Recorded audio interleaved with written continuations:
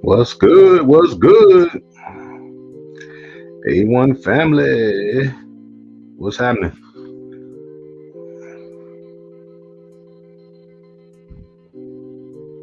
What's good in the neighborhood?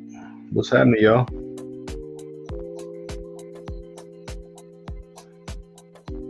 Doom, doom, doom, doom. Y'all can hear me? I'm testing out my little cordless mic. Can y'all hear me? Put one in the chat if you can hear me. Mic check. Mic checker. Mic check.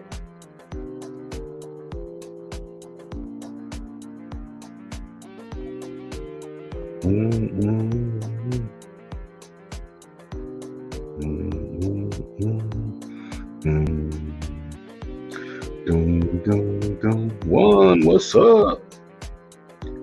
What's the word? I've been playing with it for like an hour. I would have been on about an hour ago, but I was playing around with it, man. You know, black folks hate to read the instructions. I got the instructions right here, but I refuse to read them. Go figure. But I figured it out.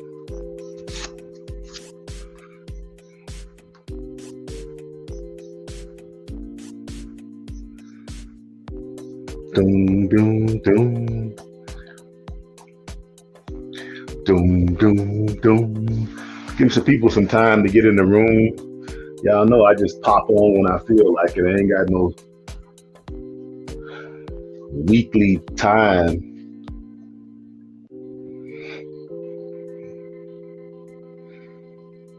But you know, we got a lot to talk about.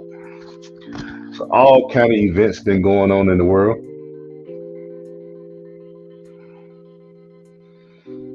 And it gets more bizarre every day. I mean, man, it's just a non-stop, flat-out overload of information and stuff happening every day. It just, you can't even make sense of it. It's so freaking wild now. You hardly have any uneventful days. Hardly any.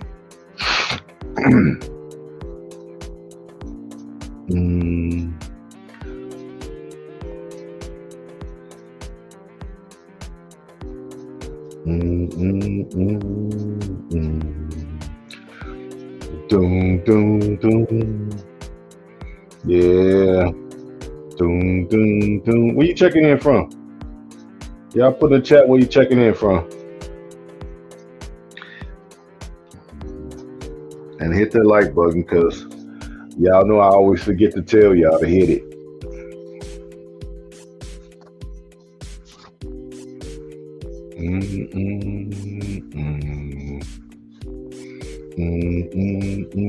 What's up? What's up?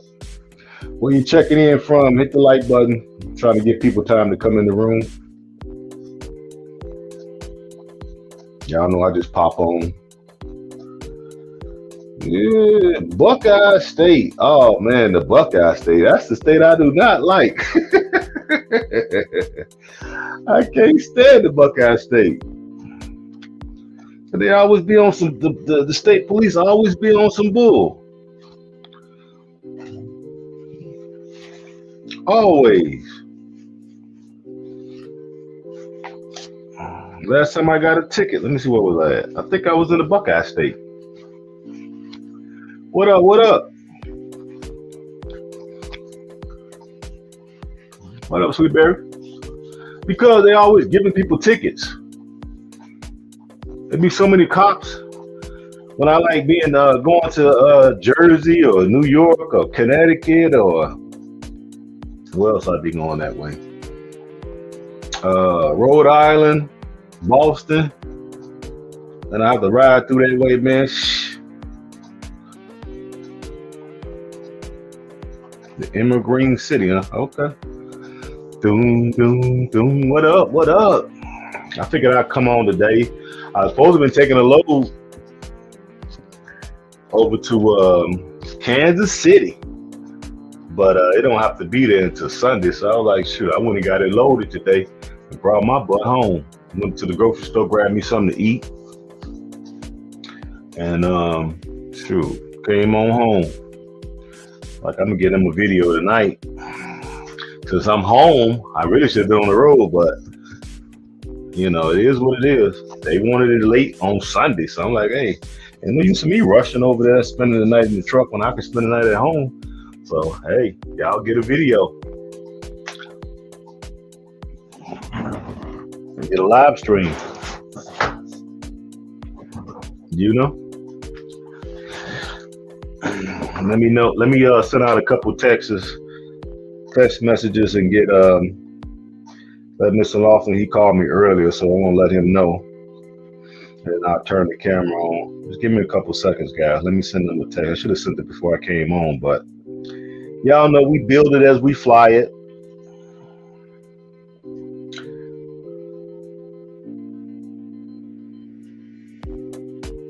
I'm live, Mr. Lofton. Pull up. Pull up.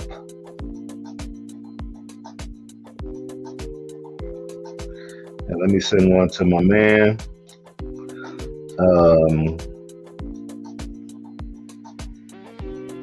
Doom, doom, doom. My man, Dash for kicking the Bobos. I'm live right now, baby. Slide through. What you gonna do? Doom, doom, doom. All right, sent them off. What's up? What's up? Hit the like button, y'all. There I go. What's up? I'm supposed to have been over here.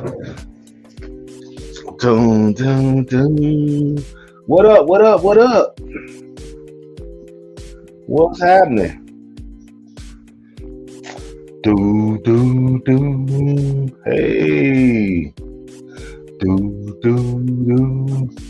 I'm gonna put the invite in the chat. Anybody can come up. We can always chop it up. Boom. That is. Doom, doom, doom. Yeah, I go ahead in the chat.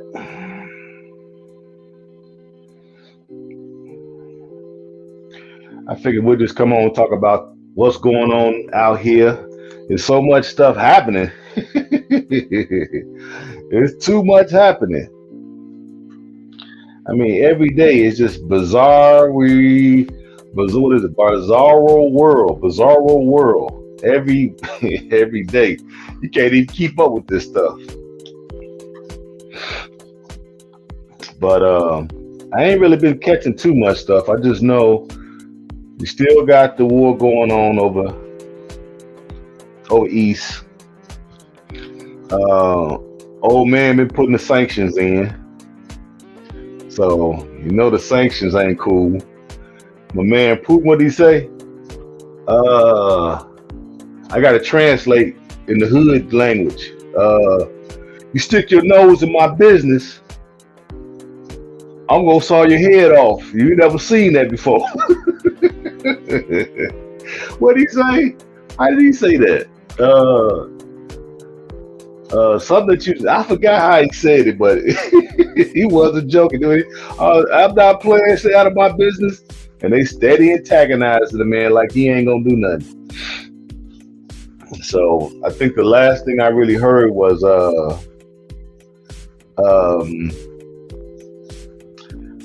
Poland. Poland, they talking about giving their old fighter jets to Ukraine because they have no air power, right? And the Russian Air Force has basically superiority in the skies over Ukraine. So they need a fighting chance and they don't have no jets, I guess. So Poland is supposedly going to donate theirs, and then these divided snakes are going to backfill Poland with new jets. Now, I heard it wasn't going to happen, but that was the proposal that was floating around earlier this week. So, of course, you know, the way Putin is going to look at that is that that's a direct act of war. So, you know, he'd be wanting to go to war with the Poles, and that'll make with Poland. Then, of course, you know, it's American soldiers there in Poland. I think we got a base, plus they're a NATO partner. So they just. I like your background. Oh, what up? What up? Hey, that's cool. That's cool. I was just trying to play around with it. But I thought this would be fitting. I still got to get more lights. I didn't feel like going out. So, what up? What up? They gave what? They gave them F-16s for those old Russian MiGs. They crazy as hell. What up? What up, Larry? Yeah, hey, right now it's just bizarre, man, because if we do that, you know, that's an act of war, so that's definitely gonna pull us into the war. So I don't know if it happened or not. Okay, I'm hoping that they just are talking about it and it's not gonna happen, because, you know, as far as I'm concerned, as far as speaking on behalf of the melanated family, this ain't got nothing to do with us. We want to stay out of this stuff. You know what I'm saying? Exactly. We want to stay out of this stuff. Okay. Most of us just want to make our few dollars. You know what I'm saying? Get us a sandwich or two, and stay out the way. We not. Hey, no. And we definitely don't need to be going to fight no war, because, you know, if we have to go, you know, folks like. They look like me gonna be on the front line, so they're gonna be the first wave of folks dying over there. No, and for what? You know what I'm saying? It ain't like we well respected over there. Who you know what I'm saying? We're not well respected over there. We not. So, there you go. Who? What? Hold on, African traveler. I'll bring you up in a second. Make sure your phone is steady if you're gonna be on camera. If not, then it don't matter. Who are they to stop that man from bringing the USSR back together? Yeah, I ain't got nothing. Hey, what do I care? I'm not from over there. Yeah, they could bring them together all they want. I just want to stay out the way. I want to go to Freetown, Sierra Leone, baby. That's where I want to go. You feel me? I ain't trying to go to Ukraine, Russia. I ain't trying to go to Poland. I ain't trying to go to Hungary. I'm not trying to go to what's over there? Slovenia. Yugoslavia, Czech Republic. I'm not trying to go none of them joints. It's all about Mother Africa. Hell, Mother Russia, Mother Africa. That's what's happening. You miss me. You know what I'm saying? All the way to the left. So I don't give a care what's going on there. And you saw how they be treating their brothers and sisters from Nigeria, Ghana, probably that's probably where everybody was from. Either Ghana, Nigeria. You might have had a few folks from maybe the Congo or something. Maybe a few people from Kenya that was over there in the Ukraine going to school because they was yelling, "Oh, we students, we students, we students." You know, basically we ain't got nothing to do with this. We just trying to get back to Mother Africa. You know, so we ain't got to be involved in this. And of course, you know, bombs are dropping, but they had time to tell them to get in the back. So, like I said last week, we should just be worried about ourselves. You know what I'm saying? That's it. All right, Miss Lawful, bring you up now. What up, baby boy? There you go. There you go. What's happening? Happy Friday to you. Yeah, happy Friday, everybody. Yeah, man. What's happening with you? You all right over there? Oh, yeah, I'm doing good. I'm down trying to do the thing, knocking the test out. Your sound is kind of funny. Your sound kind of funny style over there. Ain't that I did? Huh. Wonder why I sound like that. Can you hear me fine? Yeah, I can hear you fine. Huh. I'm in the show. Check my settings. Audio. That sounds better. What, you got me on speaker or something? No. I got the echo and You got the earpiece in? You done disappeared now on me. But yeah, hey, it is what it is. You know what I mean? But we shouldn't be involved in it. That's all I'm saying. We shouldn't be involved in it. I ain't trying to be involved with that mess. nah. There you go. You had disappeared for a minute. Can you hear me now? Yeah, I can hear you fine. Okay, that's a little bit better. That's better? Yeah. Let me turn the volume up on my end. What up, man? What's going on with you? Okay. All right, say something now, Mr. Lawful. All right, can you hear me? Yeah, okay, that was me then. That was on your end? Okay. Yeah, I didn't have the volume turned up. Let me turn the music down, so. Okay.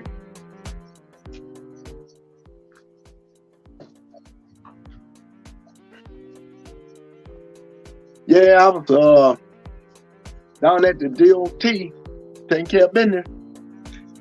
Oh, so you handled your business? Oh yeah, sir. You know I did.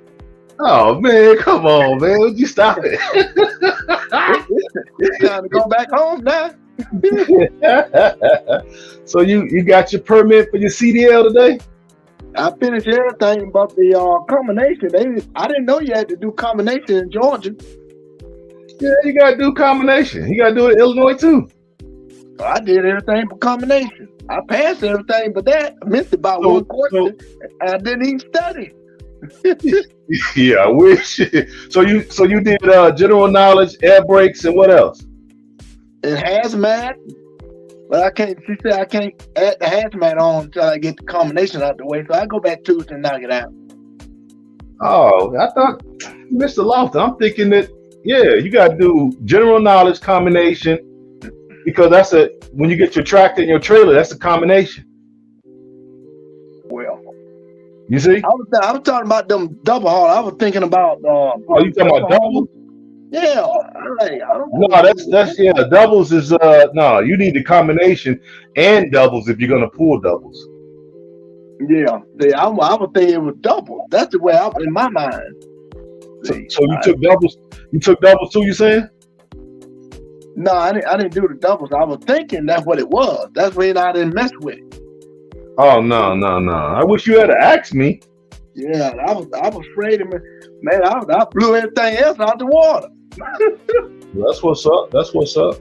But I'll knock it out Tuesday when I go back down there. Okay. Yeah. So you can't get the permit until you do the combination, right? Exactly. Yeah. Okay. Gotta, Right. gotta get that out the way first. But I have it done. Okay. Well, you almost there then. Shoot. Yeah. I'll be getting my ticket to Sierra Leone next week too. Okay.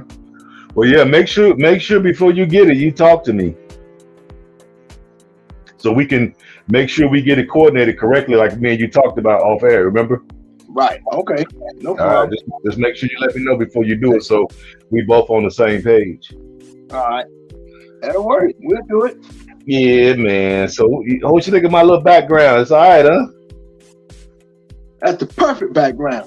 I thought it was too. When I put it in, I said, "Yeah, this is the one." I just got to get some more lights so I don't have that little fuzz by my ears and stuff. So I get rid of that when I get when I get some more lights. I need a few more lights to get rid of it. Yeah, when you get closer to the camera, you get the fuzzy ears. Yeah. You see? Yeah. I think I need to be like right here, but I need more lights. If I get more lights, it'll be good. But it's good. At least we know I'm trying. I'm trying over here. You feel me? Yeah, you're doing better now. Well, you ain't let me work with you yet. Plus, I ain't had a load to get down there to Hotlanta lately. So until I get one, I can come down there and show you what you got to do. All right. You know what I'm saying? Because you see, I'm over here working with it. I like, okay, I know how to bring. So now my next thing is to try to bring up a digital background. I've been seeing guys with digital backgrounds. Yeah. So I want to see if I could do a digital and just instead of just having a plain picture in the back, bring up a background that moves. But I think it's only like a couple seconds you can get it. So it just have to keep looping over. So I'm gonna see if I can do that next time. But right now I'm cool with this. I like this. Yeah, I love it.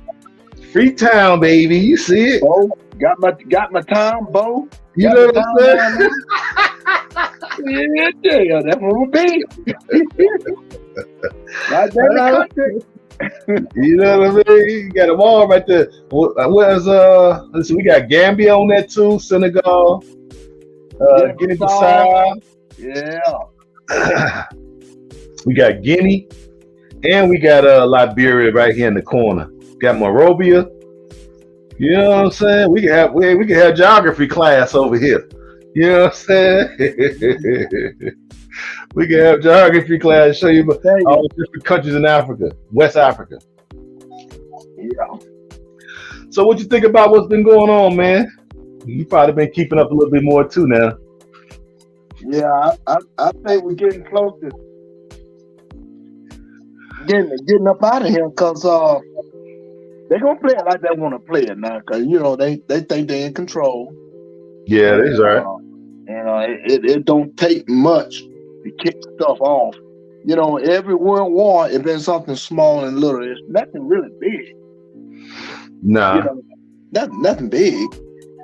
But the Evernorth Devils gonna do what they're gonna do. They've been doing it since they crawled off from under that frozen tundra. So that's the way they get down, They only make up 10% of the population on this earth, so. Yeah, but they the most warmongering 10% we've ever had to deal with. I know. So we let them go at each other and reduce their numbers, and that'll make the world happen. Yeah, if we could stay out of it. Oh, well, the one that got common sense. I've been hearing on the news and YouTube about Senegal. They were trying to recruit Africans to go to Ukraine to fight in their battle, and people not measuring up, and they sending them back and all that kind of stuff. We shouldn't be in that fight anyway, period. Hell no, we shouldn't. No, we shouldn't be in that fight, because what this guy do with melanated people? Absolutely nothing. When we going, you know what I'm saying? When we going through something in these countries, Gambia, Ghana, Nigeria, Congo, you don't see Russia and the Ukraine coming with aid and humanitarian efforts. They don't do nothing to fuck. So what the hell are we going over there to fight for? That this fight is about their cousins They sisters and brothers. Don't have nothing to do with us. It's about history. They're actually fighting over lost history. You Yeah, know, it's crazy.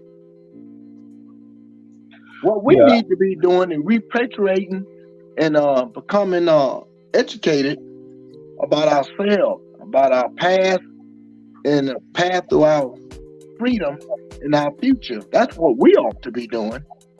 yeah. Yeah.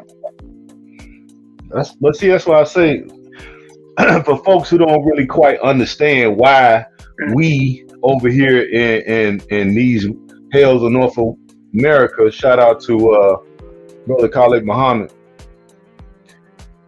The reason why we push Pan Africanism so hard is because of this very reason. See, you can still keep your cultural tribe and cultural traditions, but when it's all said and done, we could go up under the umbrella. We know black is not really a term that we really want to use to identify ourselves, but if we had to use a term, let's use that. We can pick whatever term we want. I don't really care. All I'm saying is when we give a buzzword like black, we can all form like Voltron and still hold on to our cultural tribe. But when it comes to something as far as black folks, we form together. You still can keep your tribe, and that's where we fail. That's where they fail at. So I don't get it, man, because they over there, and then when war break out, they stuck in no man's land. Yeah, exactly. It's crazy, man. And now they, on TV crying and boo-hooing and scared, and you know what I'm saying? And they know we look like them. They look like us. Whether they want to admit it or want to say that we the same and we different and all that. When they was actually in that train station and was hollering, they were students, and you could see the fear on their faces. Every black person probably worldwide could feel that fear. They are uneducated, bewildered people. They left their beautiful home in Africa, searching in foreign lands, trying to get re-educated by people that don't even like the color of your skin. No. All the history of this earth is right there in Africa. They hide it from them. They hid it from them. And they got people brainwashed. They don't even know how to start their own research and find out, who am I? Where did I come from? Where did my people come from? What did my people do? Well, I tell you what the people did. You don't have to go to Ukraine to go to college or university to study nothing. You want to learn something, go to North Africa, go to East Africa, go to South Africa. Look at the mistakes they're making in South Africa. Who wants to keep repeating the same mistakes over and over again? They're like a little gerbil on that little round wheel, just keep running fast, but they're not getting anywhere. Yeah. I mean, that part I can understand, but it's just like the reason why a lot of them run from Pan-Africanism because they talking about, I got this culture, we have this tribe, and we have this long tradition, but yeah, when we go around the world, we operate as individuals, and then when something hit the fan, guess what? They lump us all together. They don't care if you're from the Congo. They don't care if you're from Africa. They don't care if you're from America. They don't care if you're from the Caribbean. They lump them all together and say, y'all get y'all ass in the back. Only the Ukrainians can go. They didn't care what country they was from. Exactly. Because we need to protect our seed. Yeah. Well, I say just to try to get through to their freaking brains, because that should have showed the whole world. It don't matter what country you from. It don't matter if you speaking French, English, if you speaking your native mother tongue. When it came down to it, they told all of them to get in the back. They didn't care where they was from. So what was the factor that they used in order to tell them that? Color their skin. That's why I don't get it. Yeah, exactly. and they got embarrassed. That means they just got. I mean, really, they dropping bombs. You want me to get off the train so I can't flee to safety? Who cares about your safety? Your safety. Exactly. Who cares Because about the way they look at it, exactly, because they figure like, okay, if the train has so many people, we rather let our people to go, and if you get killed while we letting our people go, so be it. Yeah, that's a rude awakening, ain't it? It should have been. Yeah. Now they're still trying to get back home. Still trying to get back home without getting blowed up. And see, in this scenario, guess what? Money don't mean nothing.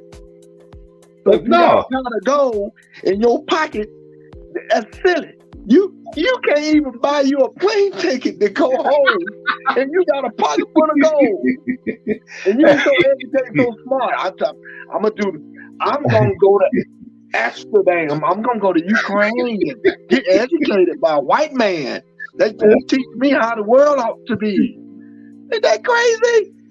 Exactly. That's what I'm talking about. Like you're right. They could have had gold bricks. They could have have gold bricks in their pocket. They was told to get in the back. They could have been worth millions, billions, whatever. What were they told? You get in the back. Exactly. This would be another good show of yours about money and crypto. Because guess what? All the money in the world is not going to feed you when this stuff get ready to go down. I keep trying to tell people, they keep walking around like that. There's going to be a Kroger, and there's going to be a Winn-Dixie, and there's going to be a Costco, and there's going to be a H.A.M. Keep thinking that. Your ass going to be eating dogs and cats. If you ain't got no land, got no seeds, if you ain't got no ground that you can put some seeds in, you going to go hungry. Yeah, man. You're going to definitely go hungry. Yeah. Well, the West Coast, I see you. Exactly. They could have been born in the Ukraine. Get back to the back, Jack. We don't care where you born at. Your skin got some melanin in it. You get to the back. You let our people go first. And if it's any room and we feel like it, we'll let you students board. That's what they basically told them. And they pulled a gun on some of them because some of the brothers was getting in their face talking about what is this? What are you doing? And I heard they pulled out guns on them, told them, well, this is what it is. You know what I'm saying? Yeah. What up, Miss Sawyer? I see you. Good evening to you as well. That's right. You dig? We all good. We all safe. You know? Yeah, it's like that was a eye opener, man, and that was going on all over the internet. That was on Dr. Mooney's show. Shout out to her. It was on Phil from the African Diaspora channel. Who else covered it? I think Dynas covered it. I think Bo Money and Kenneth, Go Black, he covered it. I covered it, and College Genesis. Pretty much all the black YouTubers and YouTubers around the world that saw that, we all kind of covered it and chimed in. This is the reason why we push Pan-Africanism so much. Yeah, we got a few of them over here that, they got talent. We very talented people. So, but let's let the Negro play basketball then. Let's just let him play. So we're going to explore them, and we're going to make money off them. We're going to sell out a couple of nickels and dimes, But the people, even the athletes here don't even get it. You don't own the NFL. The NFL own you. They don't understand that. They don't get paid. They don't get paid to get it. You know what I mean? And then they keep doing stupid stuff. Then they get kicked off the team. They can't make no money. It's just crazy. You can't walk the walk they walk, because they're not gonna let you do it. Now they can have dog fight, cock fights, and cat fight, but you can't bet on it. They can bet on major league teams winning and losing, but you ain't gonna do it, because they control everything, and we ain't getting it. They trying to do everything they do. I'm going to go to Ukraine, take all my family money, spend it in a white country, and get educated about some wokeness. and one I'm gonna go home and add to my country. I can't even get back home to my country because they keep putting me off the airplane. It's crazy. Yeah, that's why I say Pan Africanism would address that. You grow up in Egypt, you grow up in Sudan, Saudi Arabia. I don't care which country you come from. Go to a African nation and go to college there. You could go to school in Ethiopia. Go to school in freaking Nigeria. Why you got to go to Europe to go to school? Thank you. Africa is a college. Africa is the highest learning institution on earth. There's not a human being that's older than the African people. But here's the thing though. Back in the day, Europe used to come to Africa to go to school. Thank you. Oh, they ain't figured that out yet because it's this new crowd. They were just born like 20 years ago. And, they've been told that, if you want to learn something, you need to go to Oxford. It's like crazy. All of Europe, Spain, France, some people from the Roman Empire, all of them used to come down to Timbuktu and Alexander. They used to go to all these places to go to school. Brazil, Seville, Spain. They have universities there. All these spots where they used to come when we ran it. Yeah. Now we breaking our necks to get over there to these countries to get treated like this. Man, it's sick. And you want to learn something? All you gotta do is walk through the museums in England and see Africa. All the diamonds and golds and artifacts came straight out of Africa. Straight out of Africa. It's not a gold mine in Europe. But they come to Africa and they get all this gold and this silver and this, precious metals. All the big diamonds. Yeah, but we ain't looking to do that. We just looking to go to school with them and be around them. Because I don't really see what the attraction is. When I was going to college, I wasn't around them like that. I went to a predominantly white institution, but hell, I didn't hang out with them. I ain't have no white friends, period. We've been sold on two things. Number one, we need their acceptance. That's why these young folks are doing what they're doing. We need their acceptance. Okay? And then you got this woke crap going on that, the world is supposed to be blended into one major color. Not. No, how we gonna get blended in one major color? Because we all are segregated. Them folks ain't trying to be around us. You see what happened? They trying to really get you up out the way. Yeah, they ain't figured it out yet. But you hear about this new virus in China that don't come out, that broke out? No, I haven't heard. Oh man, they got a province. They don't shut down. 90,000. They got a new Omicron. It's a booger bag. It's coming. Well, we said, now did we not say that? Yes, we did. I told you. You can't make people understand this. They said, I knew, because they were like, basically, they're going to give us some time to relax, let the war take over all the airwaves. They give us about 3-4 weeks, maybe 4-5 weeks, and then they're going to hit us with a new joint. We talked about it. You can't say we ain't talk about it. Sure did. And you know what's getting ready to happen, right? Because people still ain't caught on yet. China is announcing it. They're telling it. All the other viruses, they never told it. So they're telling this one, it's that bad. I mean, you remember I told you the next one they come out with, when you catch it, it's gonna drop dead. Then within 72 hours. Yeah. Yeah, 90,000. They told it. Now it's coming, and they still flying people back and forth from China. Dr. Fawcett went over there and got some. He probably did, because you know that chump ain't raised his head in a few weeks. What do you hide? What you hiding for? You little gremlin.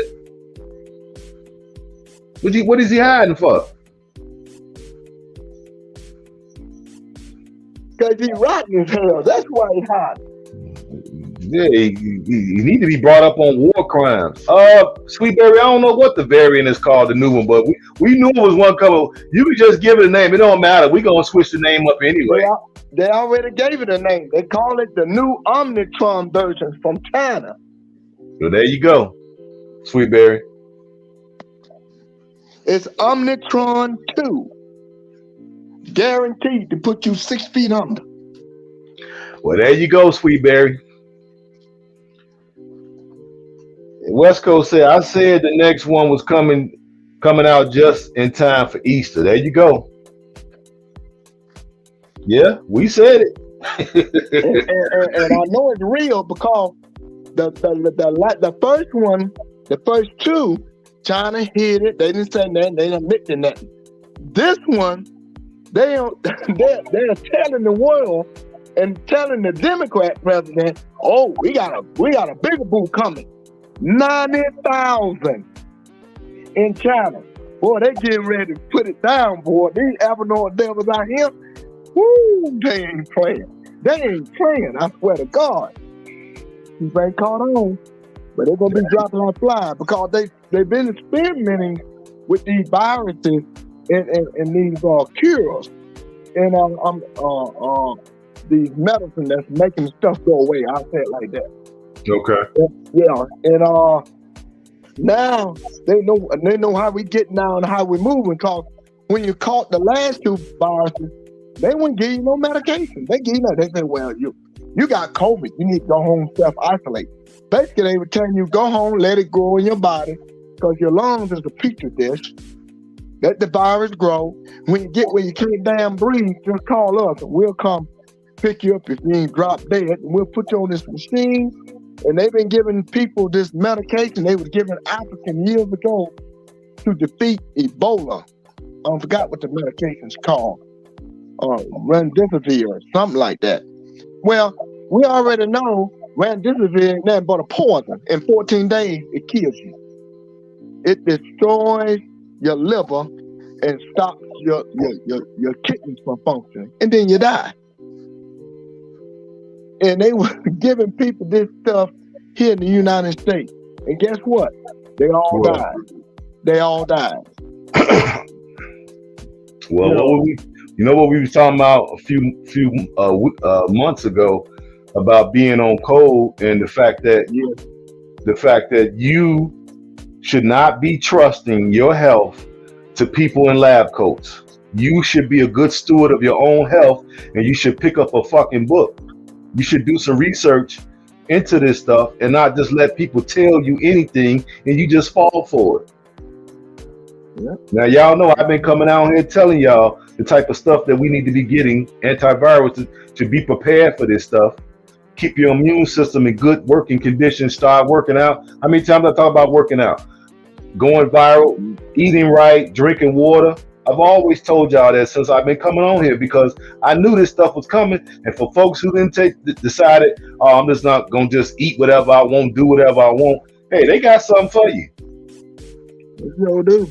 For those they eating all that meat, that pork and ribs and cheese and dairy drinking soda and not working out.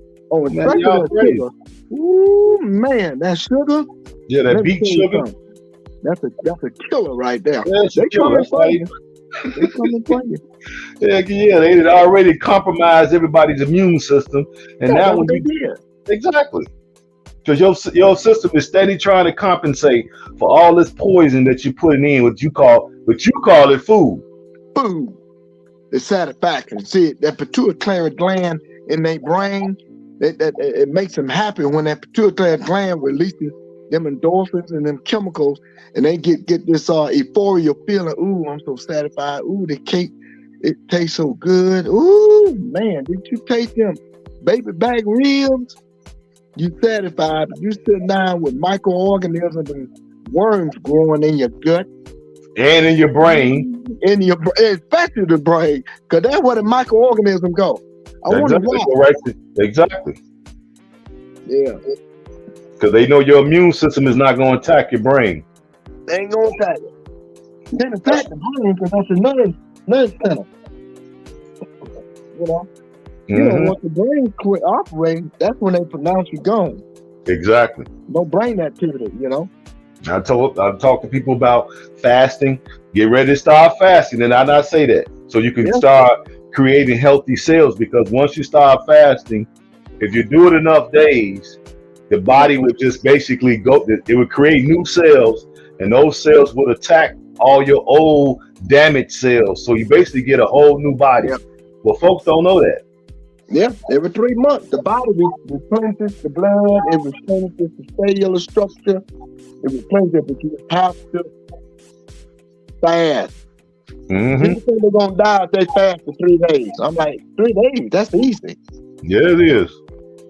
It's easy for certain folks, but for some people, they probably can't go 12 hours without putting something in that pie hole. That pie hole. Yeah, they probably can't go 12 hours. That's the truth, though. Because we so used to doing so many bad things, and we've been sold out and told so many bad things that if you get sick, you got to go see this fella with this white coat on. He got a DR in front of his name. Yeah. But I'll teach people, nobody knows your body better than you. Nobody. Hey, you see what I'm saying? When you were born, you weren't born with a doctor hanging around your neck. Nope. And if you ain't got no bread, they ain't trying to tell you nothing. So much for a Hippocratic oath. Thank you. Just like the Constitution. Exactly. People don't even know right now today there's 2 constitutions in the United States of America. Yeah, that's right. It is 2. People do not know that there are 2 constitutions. Well, you're supposed to know that, Mr. Lofton. Come on now, you know that. You're supposed to know these things. These things don't. Hey, you're only 3/5 of a man still. Yeah, that's what we never went back and corrected it. I get it. We never went back and corrected. I get it. No, they sure didn't. But my thing is, I don't care because once we get up out of here, we're 100% period. Yeah, I'm 100% Menday. You feel me? My nationality's already been established. I'm Sierra Leonean. You dig? I already got my citizenship. I'm ready to go home. So these people, man, they can keep this zoo prison that they finna indoctrinate everybody to. Yeah. But you see they asked that crazy old fool, what can you do to do something about the gas prices? You heard what he said? He's on tarmac going somewhere. He said, there's nothing I could do. You blame it on Putin. I was like, man, I wish like a flock of birds had flew by as he said that, and they all took a crap on his damn head. As soon as he said that, I wish just about 1,200 birds flew by and just dropped on his damn head and caught it on camera, boy. That would have been a meme. Hey, that would have been a meme all around the world. Everybody that voted for a so-called leader, they would say something like that. Yeah. He's weak-minded and he's stupid, and that was ignorant for him to even say that. I was like, I can't believe this Trump said that. And he said it, and he kind of had like a smirk on his face, like, hey, it is what it is. You're used to it. Yeah, I don't give a damn. I just made $314 million from Ukraine, and China, and y'all suckers, y'all the one got to foot the bill. Yeah. Treating American people like suckers. And then we just got to get away from oil. We got to get away from the oil-based products because, y'all just polluting the world. We need to go to a green base. And I got to study this thing, and I'm not the most sharpest knife in the drawer, But let me figure this out right here. You got autonomous 18-wheelers that they're experimenting with in Midwest and California. They got cars. They're trying to make all electric vehicles. And have anybody figured how those cars was moving? What they let me see, gravitated on the earth, or what they on the rail car, or how were they moving? Which car you talking about, Miss Long? All the cars and all the trucks, even the one that's not electric vehicle. How do cars and trucks move? You talking about with the power? You saying with the fuel? Not the fuel. I'm saying, how do they move? Do they gravitate? Do they by wire, electrical wire? How do they move? I know they have engine and transmission, but how do they move from point A to point B? Say, with the wheel. Wheel. Oh, you talking about that shit that's made from oil? It's rubber. Oh, okay. Well, I guess somebody didn't get in the damn memo. Well, he don't give a damn. He finna get rich. You gonna make electric cars. You gonna make the American people populace poor, middle class, and rich, and you gonna make everybody in the middle class what moves products through the United States. And you gonna make everybody buy electric vehicles because you so concerned about pollution and the earth heating up. The lie they told them themselves. These people are crazy. Man, you know he ain't gonna, man, please. You know doggone well this is all a finesse. That's all it is. And people want to keep letting people out. You don't know how to shut them down? How you gonna have rubber tires? How you gonna have a steering wheel?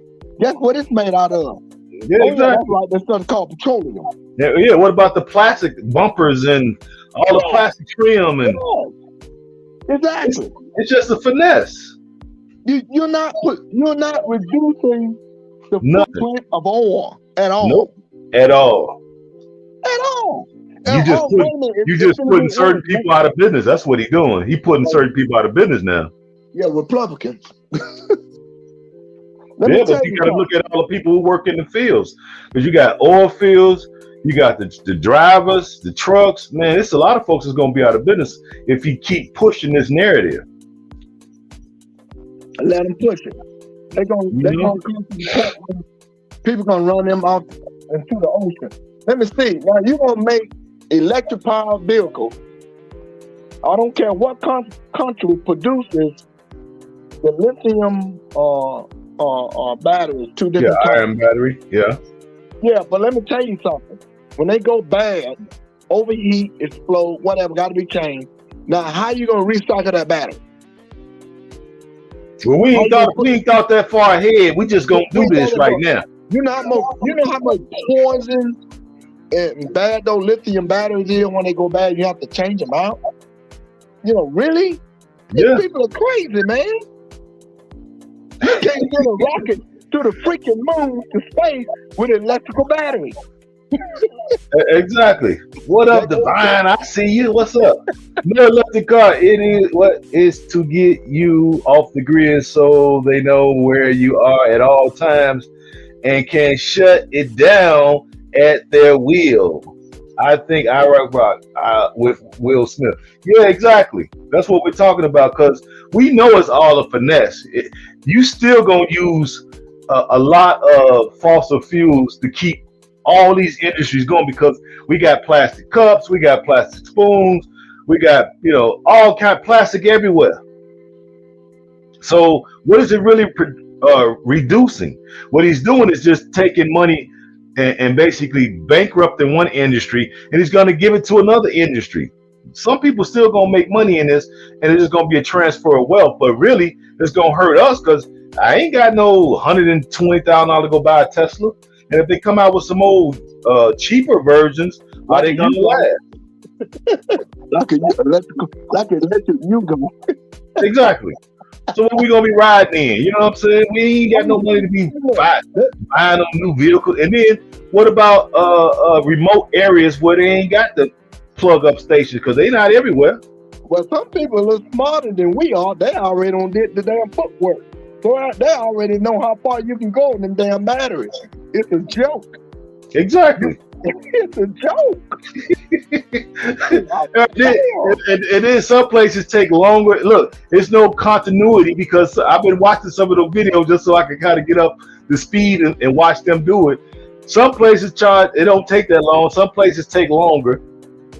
Man, that stuff is, I ain't trying to get involved with that mess, man. And not only that, the Midwest and up north, where it's 10 degrees below zero and 20 degrees with electric battery, and then you got to go out there and start the vehicle to get it warm enough for you to sit your ass in it. Okay? You're going to burn up about 30 minutes on your power. Then you're going to try to go to work. Then you're going to run out of juice on your way to work. It's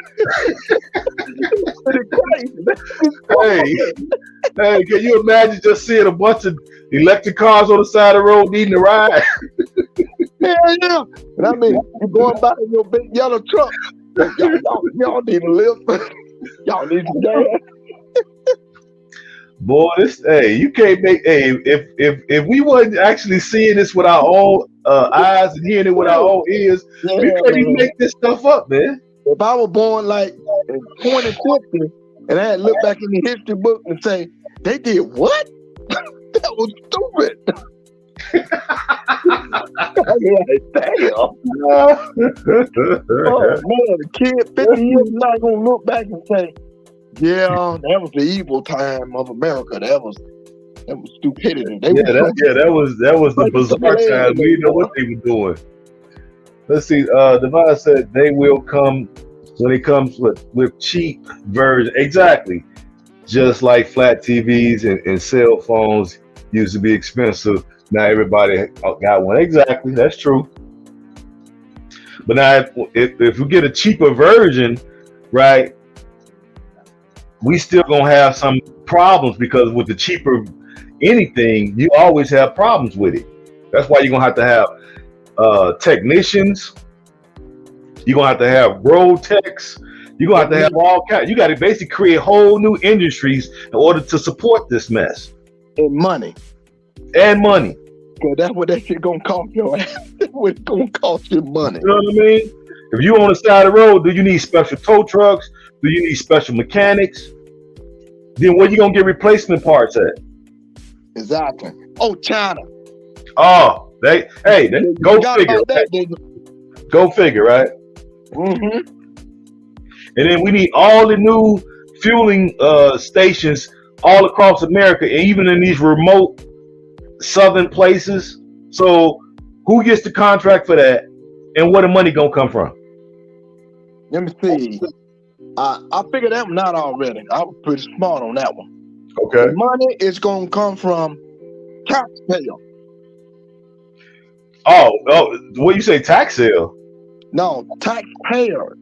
Oh yeah, okay. In other words, everybody in this country gonna have to go to welfare status. Exactly. Do you need a car? Well, wait a minute. Where do you work? Well, you can ride the electric bus. You don't need a car. There you go. There you go. Yeah, if you work at the Ford plant, or you work at GM, and you work here, you work there, they could maybe have a route, and everybody go out there and stand around and wait on the bus. That's gonna be good freedom. You pay to move and go about as you please. All that autonomy, you going wherever you want to go. Yeah, we're gonna break y'all up for that. Yeah. We're gonna track and trace wherever you go. Oh yeah, you're right, West Coast. Of course they're gonna be studying using petrol in Africa, absolutely, because ain't nobody got no money to be putting up no fueling station, nor can anybody buy even a cheap version of an electric car. Man, them KK's looking good right now, boy. They can scratch that. Hell, they just not really getting hip on solar in Africa. Yeah, so live. 5% of the continent probably got solar. So to try to bring that electric stuff over there, yeah, okay, go ahead and try it. You better have some gazillions of dollars. And who gonna put all that money up? All they can do in Africa is just try to get hold of the most corrupt leaders in Africa to get a foothold in, like they always do, you know. Yeah. Or pull them What off. happened to the supply chain? I'm just saying. You know what happened to it? They trying to artificially put all type of roadblocks in the way to create scarcity, right? So that's what's adding to the inflation because really that's no. I mean, Americans are still willing to work, so there's really no reason why the shelves should be empty. So they're creating scarcity, right? Uh, for apparently some political or some type of gain, but I don't understand because most of the places are still open. Everybody open for business, and I don't understand.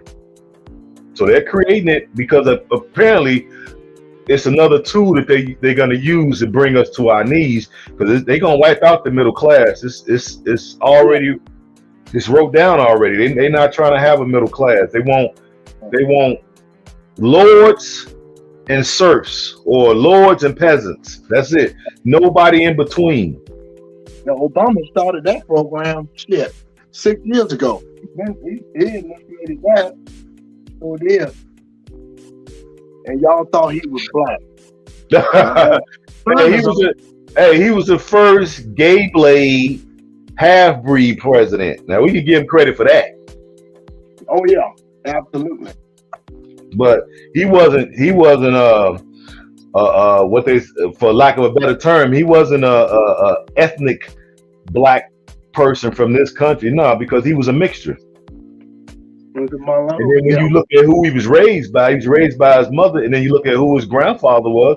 His grandfather was CIA, so we know he was a secret society plant. Oh yeah. And we fell for it because we don't do no due diligence, and we don't really look at nobody's background to see who they are. We just went with it. Now I didn't go with it because I didn't vote for him. Me neither. Neither time.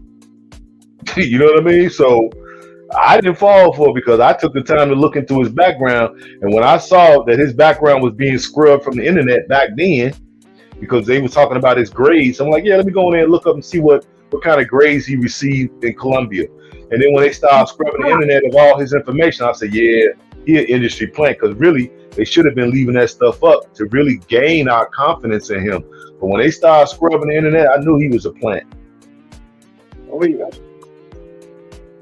Oh yeah. Straight up a plant. Yeah, man. I wasn't going for it. We'll see what the mind say. This is a theory, but they got sight on Africa too. They're in a smart city being built in Africa now. I think Senegal.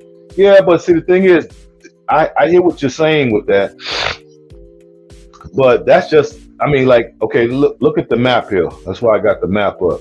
Here's Sierra Leone. See where I got my mouse cursor? Here's Sierra Leone. This is where we going. Here's Bo, where most of us Mendes are gonna be trying to find property. If I move, let me see. If I move this way, here's Liberia. There's Monrovia. Okay. That's better. Yeah. We got to go all the way up here. Here's Guinea. Here's Guinea-Bissau. Here's the Gambia. Here's Senegal. Akon is up here. Up here ain't got nothing to do with down here. Okay. So we ain't got to worry about what's happening up here in Senegal, down here in Freetown. Okay. Yeah. So we ain't worried about it. Africa is too big of a continent. You could put America 3 times, I want to say 3 times the size in Africa. So you gotta say, like, what particular country in Africa. You just can't say Africa, because I've been to plenty countries and they do things completely different from one to the next. So to say that it's, oh, this happened in Africa, no, that's not true. Because here in Freetown, we don't see no evidence of that. Ain't no smart nothing in Freetown. Would you say that, Mr. Lofton? Absolutely. It's none of that crap going on. I would say this. Would you agree with this? It's like going back in time 50 years. Now that's true. There you go. That's true. When I see how they move and their transportation, I'm like, oh my God. You still see people with donkeys. You still see them with donkeys carrying stuff in the street. Yeah, man. Yeah. So, So I'm cool. If anything, I'm gonna get, instead of getting an electric car, I'm gonna get a donkey. big motorcycle. Yeah, you know, I would definitely get me a motorbike. What they call it, motorbikes. I'm gonna get me a motorbike. We seen a guy on a motorbike with a mattress. Heck yeah, the guy had a mattress and a TV, and then had somebody on the back of it. On the back. I'm like, really? No helmet. Okay. Couldn't even see, but they was getting up the road though. Sometimes they don't believe in. They have complete freedom over there because they don't believe in being restricted. No, they don't. Go back. No, exactly. They go from 0 to 100. soon as they get on the motorbike, it's from 0 to 100. They like go for broke. I'm serious. Absolutely. So now it don't necessarily translate. What he's doing up there in Senegal, you're not gonna see down in Sierra Leone. It's just too much. It's too many countries. He up here, all these countries and all that land between these, all these borders and stuff. Now, nope. And then up in somebody like Guinea, they speak French. Guinea-Bissau, they speak French. The Gambia, they speak Wolof, English, and French. You get to the Senegal up here, they speak French. Very little English. So a lot of us don't want to go there nowhere because they don't speak English. Unless you understand French, how to read it, write it, and speak it, you don't want to go to Senegal. Okay, at least what we got down here in Freetown, they speak English, Creole, and then Mende, but really English and Creole are the number one. Pretty much all of the tribes understand Creole. What is that? That's usually the office. Sorry about that. Somebody was trying to call in. I got you. You gotta put your phone on do not disturb. Yeah. Let me take it. It can't be people in the Gambia who never heard of Akon City. Exactly. It's people in Sierra Leone had never even heard of Akon. Let alone Akon City. You know what I'm saying?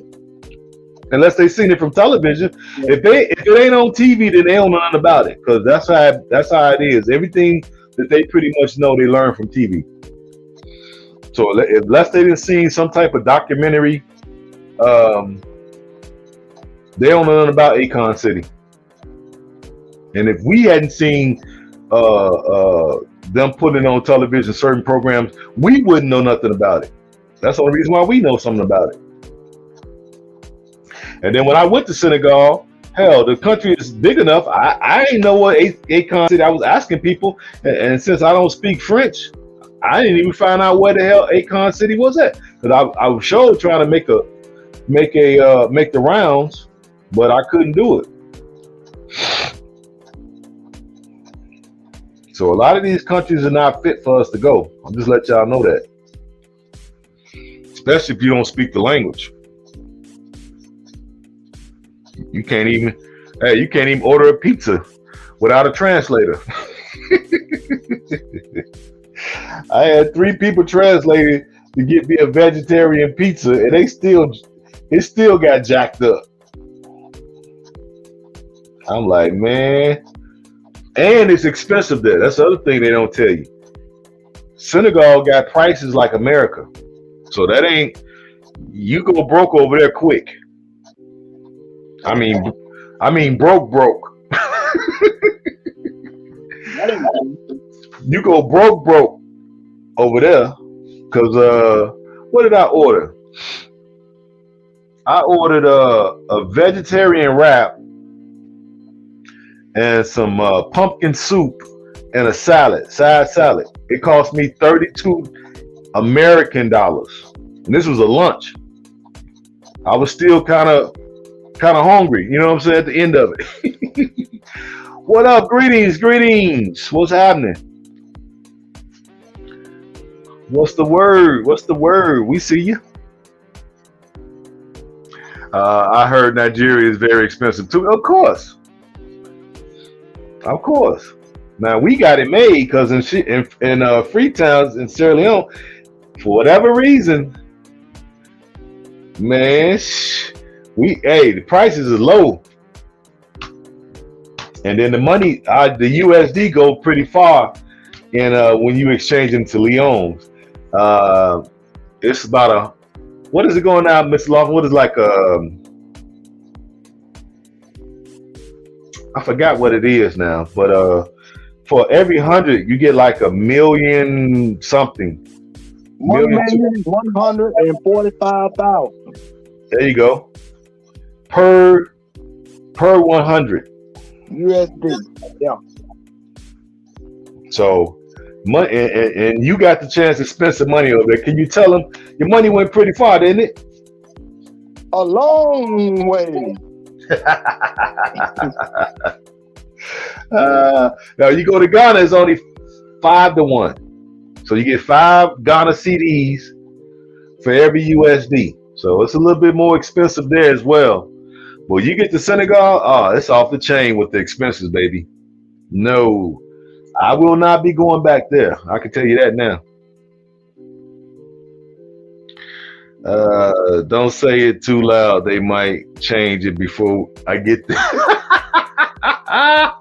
Hopefully not, man. Hopefully not. I'm just trying to let y'all know. You see, a lot of folks don't come over because we talk a little bit too much realism over here. So, hey, they watching us closely, so we get a chance to let everybody in on a little secret. That's why once I found that out, I'm like, man, I'm over there, because I was initially headed straight to Ghana, but I gotta admit the prices over there are definitely rising up because there's a lot of us there. It's got to be probably about 30,000, maybe even more, maybe close to 40,000 now. People from the diaspora then moved permanently to Ghana. So with all of us moving in such large numbers from all over, of course the prices are starting to rise. But we don't have such problem. We don't have such problem in Sierra Leone. So we still it's still new in that country. Now the president said it was 10,000 folks from America living there, but I'll be honest with you, I only met one. I've been there 3 times. I've only met one person who actually lives there full time that was from America. He's from New York. Okay, one person. So I don't know how accurate that 10,000 number is, but I didn't see. What up? I see you. What's happening? Dean? What's the word? I'm in here. Let me see what he said. Planning to take 2,000 to spend for the month. Oh yeah, you're gonna be good. You're gonna be good. I only took, how much you take over there, Miss Lawson? Miss Lawson probably got us on mute. I took how much did I take? I think I took 500 and I came back. No, I take that back. I took 800 and I came back with 400. So I only spent $400. But you got to keep in mind now, I've been to 7 African nations. I got African stuff that you wouldn't even believe everywhere. I got all kind of charms, shirts.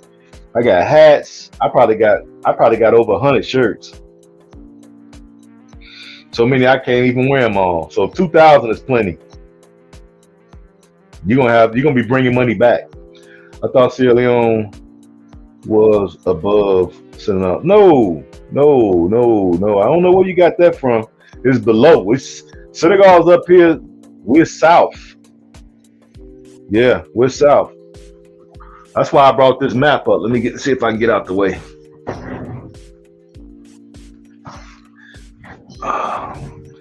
All right, there we go.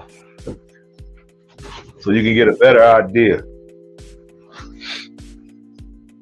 So here's Liberia here. See the cursor? That's Sierra Leone. And then right here, around both countries, you got Guinea. They speak French in Guinea. Okay? So it's going to be hard for us to make it in Guinea because we don't speak French. You come up a little farther, you got Guinea-Bissau. Okay? Then you got to cross over that to get to the Gambia. So yeah, this is further north. We're down here. So we got more of a tropical climate down here in Sierra Leone as well. Okay? Yep.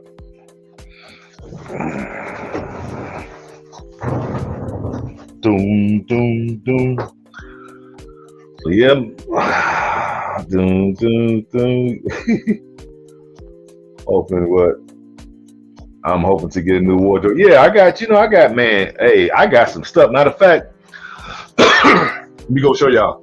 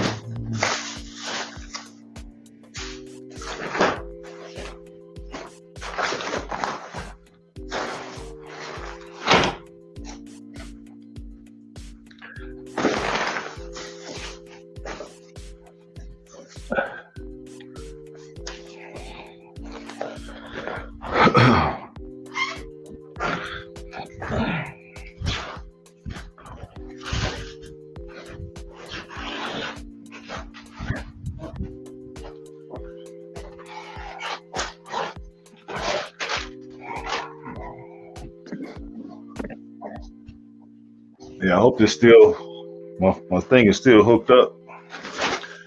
To show you some of the stuff that you can get made over there.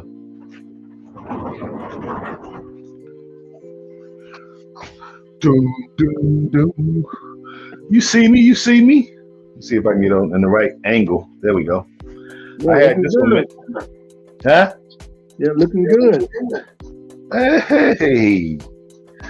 I had this made in Senegal. Okay. Yep. Everywhere I go, I get clothes made, baby. You dig? I ain't wore yet. Let's see what else I got. Here goes something else I bought. I bought this in the Gambia.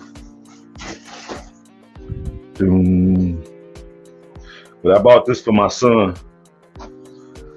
The Gambia. Okay. Genomi. This is the Genomi, which is basically, they call it Genomi, but we call it embroidery. Give you that king status. You feel me? There you go. There you go. So I'm sure he'll love this.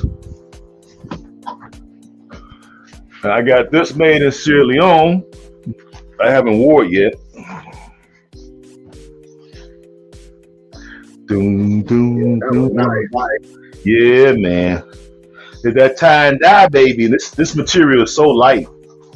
Is that wax material?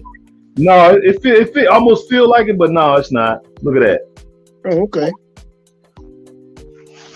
It's very light, and I got shorts. I got shorts to go with it.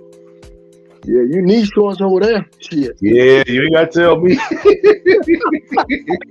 You know I know. Hey, look my shorts. Your color gonna turn another shade of dark over there, boy. Exactly. Here go my other one. Got this one made in Sierra Leone as well. Okay. And it came with shorts as well. My black and red with a little green in it. My black, red, and green. You know what I'm saying? Red, black, and green. You know what I mean? You ain't get no kente? I got some kente, but it's in my storage. I got some from Ghana. Okay. Look on my other one. Straight up. So I'll be over there styling and profiling. And then when I go back in April, I'm gonna get about 2 or 3 more made. There you go. Okay. So yeah, you definitely, hey, take you some. If you're gonna get some outfits made, yeah, then you could probably negotiate a really good price, especially if you get multiple ones done. You got to get multiple ones, and that way you can command a better price. You dig? Oh yeah. Yeah. It kind of feels like linen, Divine. Yeah. Yeah, it's really light, and that's what you want to wear with it because the sun can pass through, right? Because you want that sun to be able to do that because it helps you to digest. Plus, it reignites your melanin or re-energize your melanin. So the sun is basically your friend. So you got to wear clothing that's going to help and aid in you being able to absorb more sunlight. What's that? What wood? Let me see. I missed a few. Hold on. Have you been to Liberia? I heard it's a 6-hour drive. No, I haven't been there yet. I'm gonna try to go in December, January, somewhere in there. I might try to go then. What's that? What would that cost in Sierra Leone? It's gonna depend on what you negotiate, man. I can't really, I don't mind paying a little higher price, but they still relatively inexpensive. Here to get that same outfit made with the shorts and the top, custom made for you, it's probably gonna run you about a good 100 and something. Over there, maybe $25 for something that maybe costs you about $125. So you say about $100. Then the more you get, the better the price will become, and especially if you get your own material. Every time I go, I usually buy my own material and I take it to the tailor. Every time he see me, he just be smiling because he know I'm finna spend some money. he know who I am, so every time I show up, he be, what up, friend? He be smiling from ear to ear. Yeah, I'm finna spend some money. Is that the same guy that made my white outfit? No. Remember, I went separately when I left you all and went to my main guy. Taylor. Okay. Yeah. Let's see. I can't wear shorts if there's mosquitoes. What you do is, me and Mr. Lawson are gonna be working on making up our own mosquito repellent. So hopefully we'll get that down pat. And maybe you can buy some from us. That you can wear your shorts and the mosquitoes ain't gonna bother you. Okay. Saw some videos where shirts were $10 at the big market. You could buy some pretty cheap, but I want that exclusive stuff. I'm Mr. Exclusive, baby. So I gotta have all my stuff made. I bought maybe, let me see, I got a few things off the rack. But most of my stuff is tailor made. You know what I mean? Yeah. What y'all laughing for? What y'all laughing about? Okay. He'd be happy to see you. Of course he happy to see me because he know when I show up, it's money changing hands. I ain't just showing up to say hello. You know what I mean? And he probably, when he see me this time, I'm gonna have about I'm probably gonna go to the big market and grab about. I'm gonna be there for 3 weeks, so I'm gonna probably have him hook me up about 4 outfits. Yep, sure is. And then my girl, she sent me a picture. She want to get something. She want to take a family photo. Let me show you what she sent me. Yeah, my girl. She wondered whether I'm coming back in April. She over there dancing like a ballerina. Of course. Of course. She know you the best thing since sliced bread. You feel me? She ready for Dada to come home. That's right. That's what's up. Yeah. This Lawson ain't told y'all he met him a nice little Met him a nice little shorty over there. Right. Absolutely. She right too. buddy. She right too. I That's right. saw her. You That's lucky. right. You lucky. I don't know for whatever reason, because I had met her before, but I was thinking when I first saw her a year ago, I was like, man, I should get on her. But for whatever reason, I didn't. But Mr. Lawson, he swooped down and grabbed her. Let me see, what are these pictures at? Let me show y'all what she wants to get made. So I'm gonna see if I can take this to the tailor and see if he can make it, because she want to take some photos with us together. And I thought it looked all right. You dig?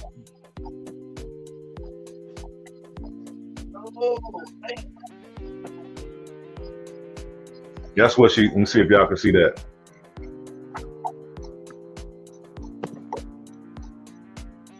Oh, okay. That one don't come with a headdress for you, just for her. Yeah, Yeah, I probably would have. Yeah, that's what I said. I'm like, you got a little taste, huh? Okay. I probably have them go ahead and make me a kufi for it. Yeah, cause I mean, now that was nice, cause there's a lot of colors in that, and they love colors. And They it's be mixing it up. fitting. Exactly. They be mixing it up. It don't be no one color dress. Nah, Not over there. they love. Hey, we're colorful folks. You got to give it. You got to give it up. Absolutely. You know what I'm saying? I love it. Yeah. And I was always liking like really nice, colorful stuff. So it fits right in. Let me know exactly. I'm home. Hey, I'm home. Hey, and the way them girl bum-bums and hips sit on that body frame, oh my God. Yeah, exactly. Boy, you see how that, man. Woof. When the pictures come out, y'all will be seeing, because I hope y'all want to subscribe. Let me put my other channel in here, because I'll be on that channel when I get over there. So let me put it in the chat right quick, so y'all could go over there and subscribe now, because most of the stuff gonna be going over there with me and her. Y'all go over there and subscribe. There it is, Sloan Nation. Gonna be a channel with me and my girl. Which I'm trying to find a village friend.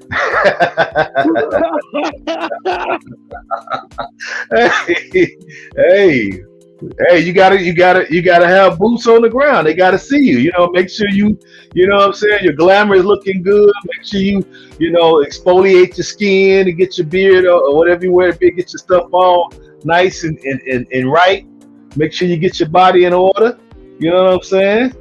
And go over there and put your best foot forward. It won't be hard to meet somebody. Don't get it twisted now. No, what you say, Mr. Lawson? 17-1 or something like that? Say what now? What you say? 17-1? 17-1? Oh my God. So they ain't gonna be too hard for you to meet nobody, man. I'm telling you. It ain't gonna be hard at all. It's gonna be effortless. But wait. I'm gonna try to convince Mr. Lawson to do it. Once he get his channel down, I'm gonna try to convince him to do a couple channel with him and his girl. Well, wait till you see her. Boy, y'all know what's going. Hey, you know what I'm saying? Woo-wee. Ain't none of them a joke over there. I'm telling you. Nah, man, ain't going through all that. Hey, it's up to you, man. If you want something nice, you gotta put forth your best foot. I will put this into your mind, because I know you ain't been there. You haven't seen, so you don't know. So I'm gonna give you a little bit of experience. We was coming back from we coming up that hill. We was at that little restaurant on the right hand side. Where we coming back from? We're coming back from the seaside. Anyway, about the second week. And that was like a young lady walking down the street, colorful, just as fine as all get up. Okay. And I kind of like saying, "Ooh, look at that mama right there." And she turned around. She was fine as wine too, boy. She was a brick house. That lady turned around, her face, she was 70 years old. I'm like, y'all got to be damn. That's the way they grew them over here. That lady had to be 60, 70 years old. Yeah, because fine as wine. They eat and then they do a lot of walking, and the sun helps them.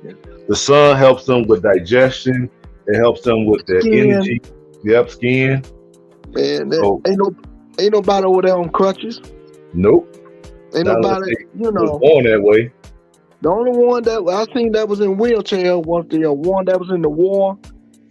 Yep. And But ain't folks, nobody over there born deformed. Beautiful people, man. I'm telling you, and all of them friendly.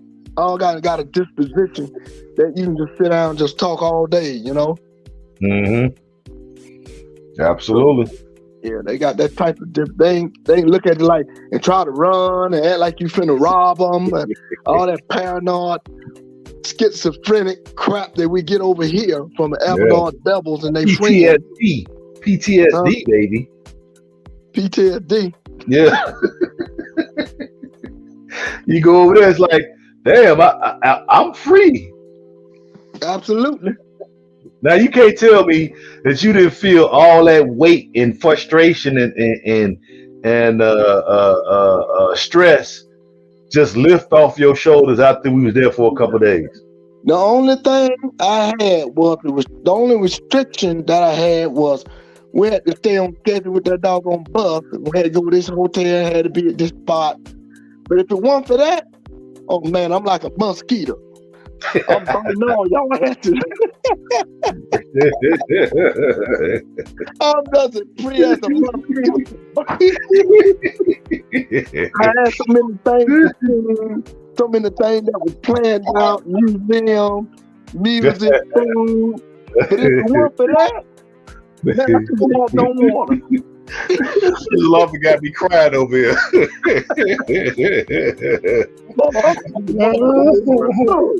Hell no.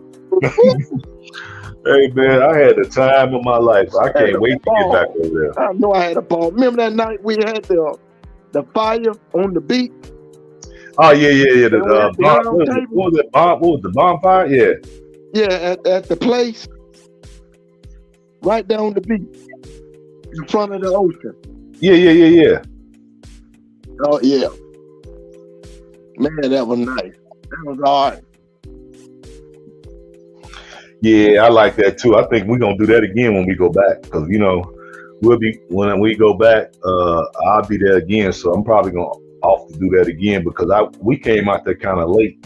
Next time I'm gonna get out there a little early because that was pretty cool. That's the first time I really sat and did that too.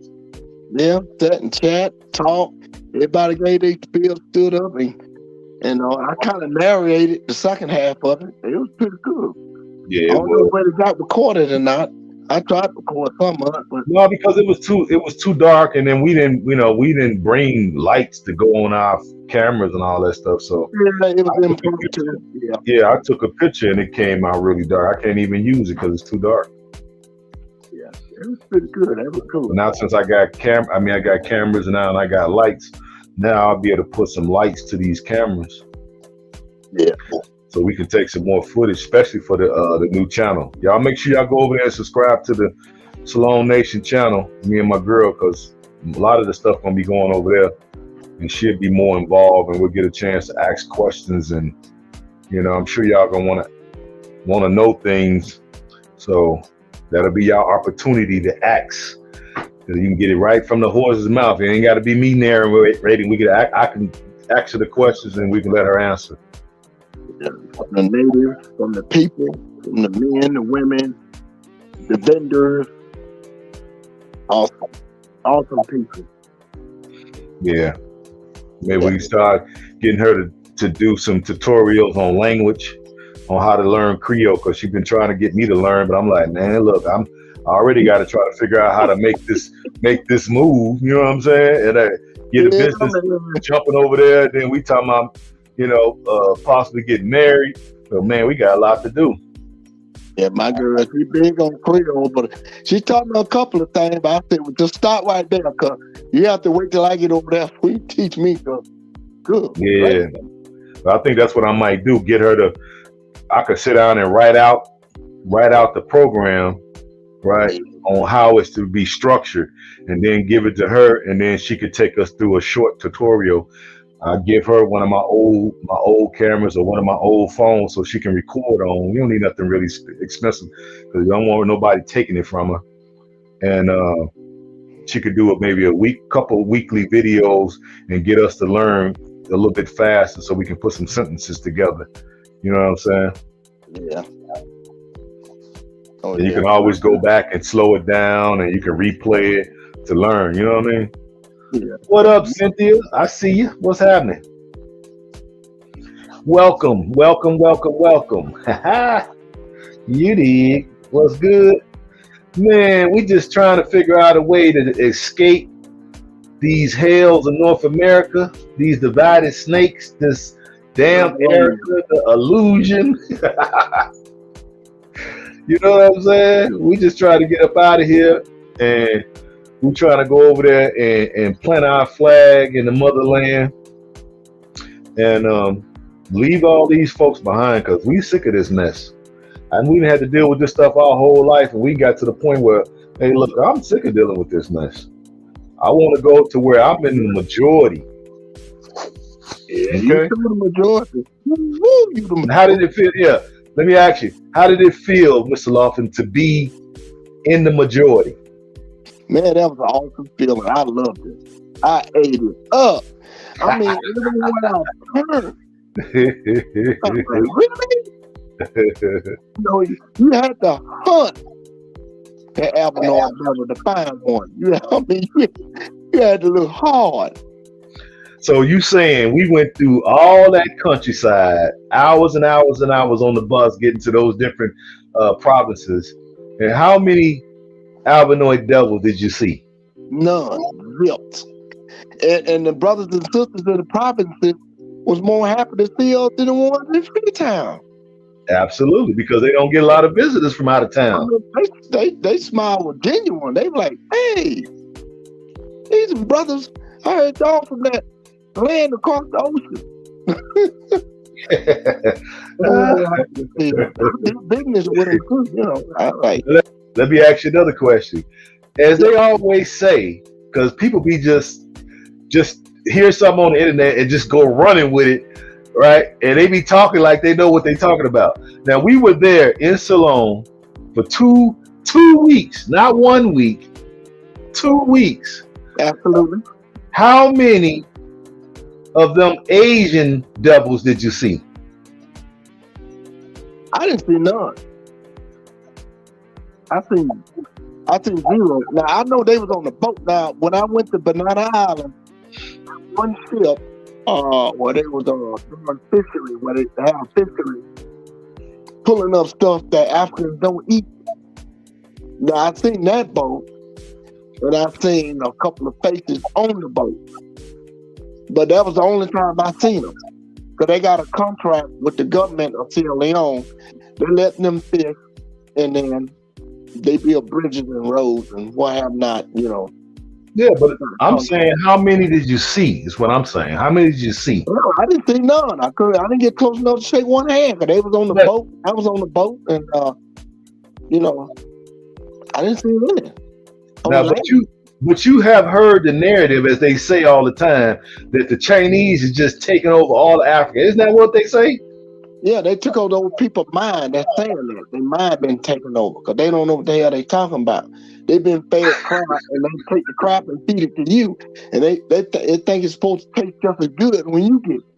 You know. That's why I'm saying it's a good thing that they have the people. You all have us to actually give y'all the real deal, because what y'all hear on the internet and y'all go to running with these narratives like they true, they're not true.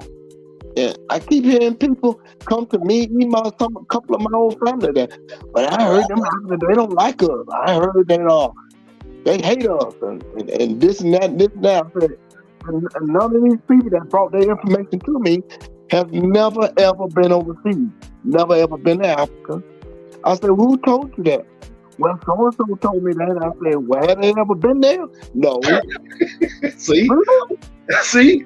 Did you see? How we get programmed? See how the white man, see how the Evernorth devil program crap into our head, and then we believe it, we run with it, and feed it to other Africans, and now everybody in America is supposed to believe that all Africans over there hate us.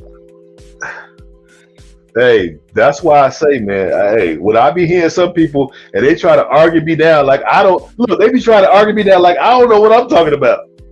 Really? What? Yeah, people actually be trying to argue me down, talking about the Chinese took over Africa. I'm like, dude, that's just the narrative that the people want you to think.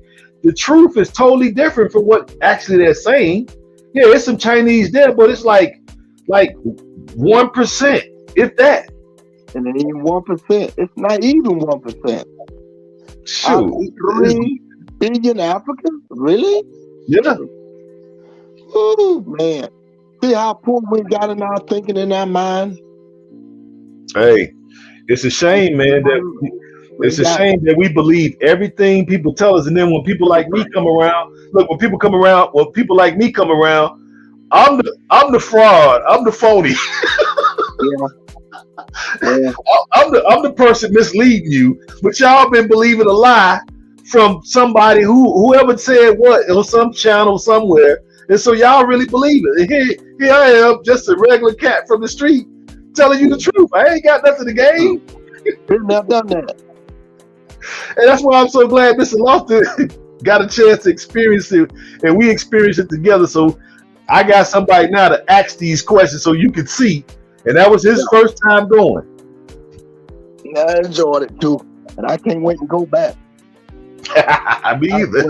I swear I can't wait to go back. I can't wait to get back too. Shoot, I miss my little shorty. I'm just a little short. I mean, the people, the culture, just. Oh, absolutely. Absolutely. I mean, people, when they smile, they generally smile. They don't be smiling just to hide something. Like these people over here, that's not our people. They may got our skin color, but they're not our people. Nah. They sure ain't. They got our skin color, but they're not our people.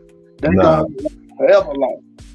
No, it's going to depend on when the nuclear bombs start falling, they're gonna be trying to go to the white man to try to find a shelter. Yeah, he gonna play you like they did in Ukraine. Get your ass out of here. You black. You ain't getting in this shelter. You remember that picture? You remember that movie came out in the 60s? It was a series called Twilight Zone. Yeah, of course. And there was one episode where the doctor kept telling people that, hey, them people over there gonna start a war. I'm building this shelter down here in my basement because when there's a nuclear bomb, my family gonna have somewhere to go. And sure enough, when the radio announcement comes telling everybody to find shelter, he took his family down there in the nuclear shelter and locked the door. And boy, the one that laughed at him, didn't believe him, thought he was crazy. Boy, they were trying to tear that door down. No, don't try to come in now. You was a non-believer the whole time. All the time. And they have to quit.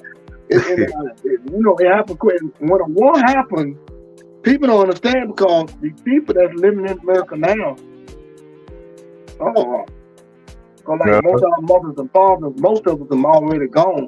So they don't understand about Korea and Vietnam. But most of these people that's living right now, they have never experienced war. No. They have no idea what it means not to be able to eat. Yeah. Because see, most of your biggest resources, food, has to go to your soldiers to feed them for them to be able to win. Yeah, I agree. Your biggest resources go toward the battlefield. What you have to do, you have to scrounge. Yeah. To make it. And they are highly modified food now. Oh my God. And you ain't got no insurance, you done. And you believe in this Obamacare, you don't forgot how to take care of yourself like your grandmother and no herbs. Yeah. But you're gonna have to have this medicine from the Avenue Devil, and since you can't get to the hospital, all the families gonna be dying immaturely. Yeah, prematurely. Exactly. And, well, they got a dandelion going in their yard. No, they don't know what to do with dandelion. They cut those, Miss Lawson. Put Roundup on it, and then they get cancer from the Roundup. Exactly. You know what I'm saying? They don't give a damn about all that. Hey, if I can't go to Kroger and get it off the shelf, then apparently it wasn't meant for me. That's how they think now. He's gonna go hungry. Hey, it is what it is. Cause like I said, once we get over there, first thing we gonna do is put some stuff in the ground. That's the first thing I'm doing. I'm taking seeds over there with me. Hey, I'm planting a lot of seeds. Get me? Me too. I'm gonna see what can't grow over there. Hey, and I know I got a green thumb, and I know I'm thinking I go for African rock. Exactly. I want everything to grow. I don't care if it rot on the ground. If it grow, I'll give it away. Hell, I just want to try all kind of stuff because, man, shoot, a lot of stuff that they don't have because we so used to having things because we get stuff shipped from Mexico. Okay, we getting stuff from all over the world shipped here, so that's why our shelves have more things. But you go to certain countries, they don't have the variety like we do. No, you're not going to go to Africa and just any old given place. You're gonna walk in there and find some zucchini. You ain't finna find that. Nope. You ain't gonna find no squash, no cantaloupes, no honeydew. No, you know what I'm saying? Certain grapes. Yep, you ain't finna find no grapes. No, none of that. Man, apricots and plums and pears and peaches and man, dates. Now you find some dates. Figs, dates, you'll find. Pineapple, oranges, apples, papaya. Yeah, you'll find papaya, and that's pretty much it. You might find some lemons or some limes, but outside of that, I think that's it. I don't remember seeing too many beyond that. Watermelon, of course, and that's pretty much it, Mr. Lawson. I don't think pineapple, of course. That's it. A mango. That's one I forgot. Mango. And mango, yeah. And avocado pears. Those are big ones. So they're about the size of a grapefruit or a little bit bigger than a grapefruit. Avocado pears? Yeah. I wasn't able to show you none when we was over there, but them suckers about the size of a grapefruit. Yeah, they wouldn't believe it. I've had them and they taste a little bit different too. That's different. That's the thing. I can't remember if they're a lot creamier. But you definitely get a lot more out of it because, man, you'd be like, God, dog, I don't even know if I can eat all this. This suckers is so big, you know? Yeah. You see what he say here? Need to take all of those seeds. Yeah, we're going to take, man, I'm going to take probably about maybe 400 or 500 different species of seeds. There'll be a variety of species of seeds. Green grapefruit. I don't remember seeing no grapefruits, to be honest with you. So if they there, they might be there, but I didn't see any. I don't even remember eating any. Oh, okay. You say no? I know I like the green oranges. We didn't get a chance to eat none of them either, Mr. Lofton. No. Green oranges. Yeah. Yeah, over there, oranges are green. They're not yellow. I mean, they're not orange. Man. They look like they sick when you look at them. Like, man, green oranges? But they be so sweet. Oh my God. So we're just not used to a lot of naturally grown produce. So yeah, that's why when you over there, you always lose weight. You lose all this GMO extra body fat that we pick up over here. You get over there 2 weeks, I came back, I had lost weight.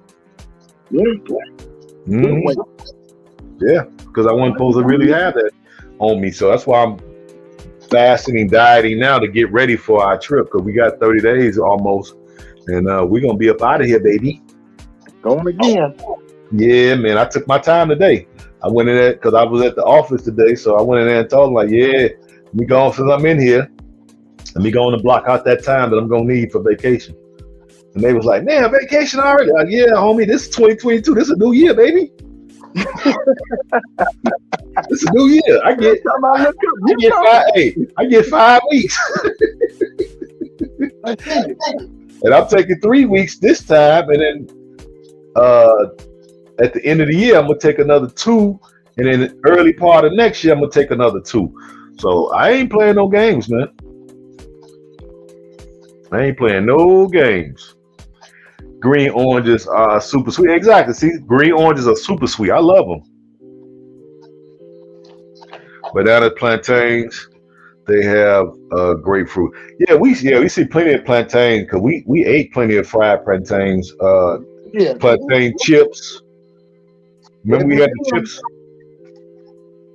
Did you like the chips over there, Mr. Lawson? Because I remember I bought you some. Did you I eat did. those? You bought me some. Yeah, I ate them. I like the chips. They're Yeah, good for snacking. You know, they crunchy. yeah. So you on a long bus ride like that, you don't want to be eating nothing that's too heavy, you know. No, because the bus didn't have a. Yeah. Yeah, we really couldn't have no rest areas where we can use the facility. So you don't want to just be eating all kind of food because have your stomach bubbling on the bus. You don't want no bubble gut. Exactly, or no bubble guts. You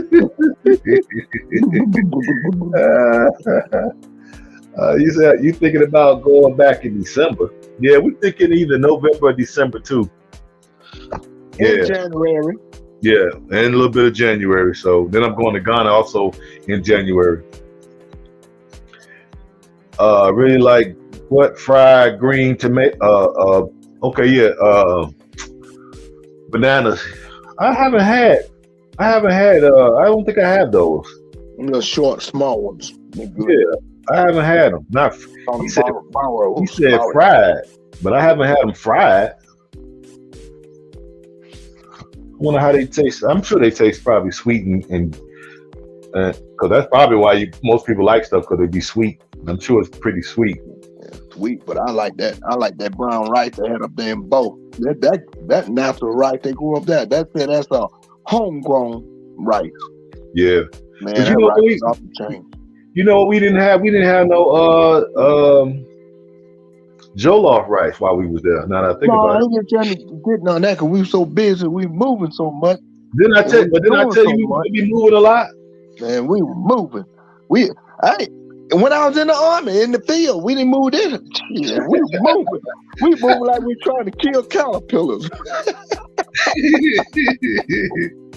Man, we was on the go. I'm like, man, I remember doing it when I was in the army. You know, tactical movement. You know, let's go. Get your grip. Let's go. Yeah, that's why I was saying, like, you know, you'll be able to go back by yourself, but me just going with the tours, I pretty much just stay with the tour. But that's why I need to stay back a week by myself so I can move around freely. You know what I mean? Really? Because then you can kind of go wherever you want to go and do what you want to do. It's just going to cost you some money because you're going to really need a driver or be able to rent a car. But renting cars over there is kind of expensive. So I haven't really figured out what we're going to do when we over there, Mr. Lawson. So we might have to go rent a car. Yeah, I mean, we could probably just, because it's going to be me, you. I mean, get a driver because it's distinct places we need to go, like 3 of them, I know. Right. So we're probably going to have to get Aaliyah to get us a car, and we're just going to go in on the price to split the difference. Yeah. That's probably our best option to do that, because the cabs, if you notice, is mostly motorbikes. Yeah. In Sierra Leone, but if you go to Ghana, it's mostly cabs. So we would be able to rent a cab and then catch a good lick on the cab, but we won't be able to catch that in Freetown. So we probably have to get a driver. Yeah, get a driver. Yeah. Because if it's a far distance, then we can't be going nowhere in the KK and on the back. And I refuse to get on the back of a motorbike. I ain't doing that. Nah, I ain't doing it either. Now, Peter did, and he was just trusting, so. Who? Peter did. Well, yeah, you know, he grew up in Sierra Leone, so to him it ain't nothing. But the way they be riding, now they roll with some sense.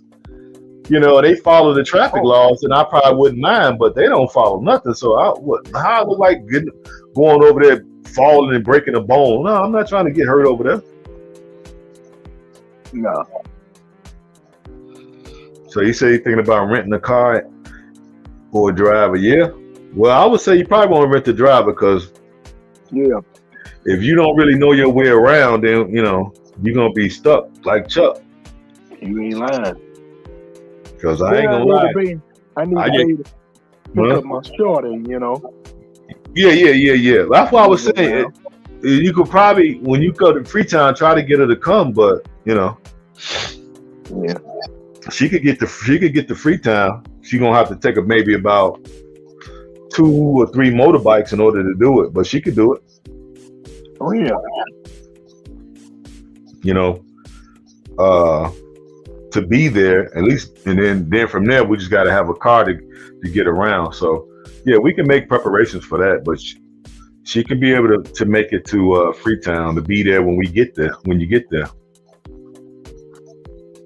you know what I'm saying? Yeah. Yeah, Well, I'll probably be greeted at the airplane. yeah. But I would say just have her meet you at the once we land over there on the other side of at the sea coach because she'll have to cross the free coach. I mean, cross the lake or the river there in order to get over there. You see what I'm saying?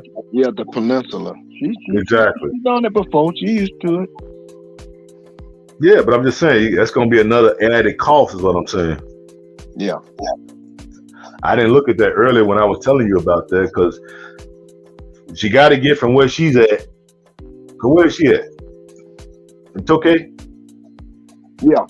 Mm-hmm. So she got to get from Tokay The to Freetown, Freetown, and then then from Freetown sea coach. sea coach, and then to get over. That's a lot. For That's a them, lot of work. for us, it's $80, but something like that. But for them, that's 4 months of salary. Well, yeah. Well, we Almost. we can't even look at it like that because if that was the case, if we was waiting on her to do it, she couldn't do it. No, it wouldn't happen. You know what I'm saying? Yeah, man.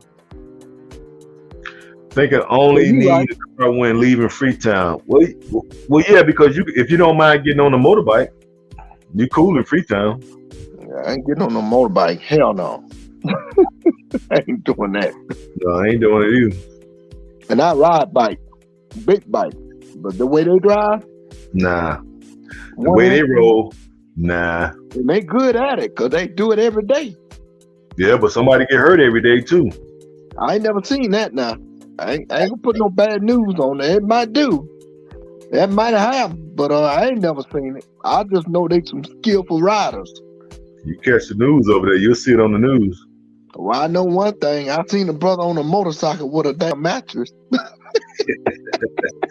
Yeah, we saw a dude with like They had 2 family members on the back of the bike and they were rolling, boy.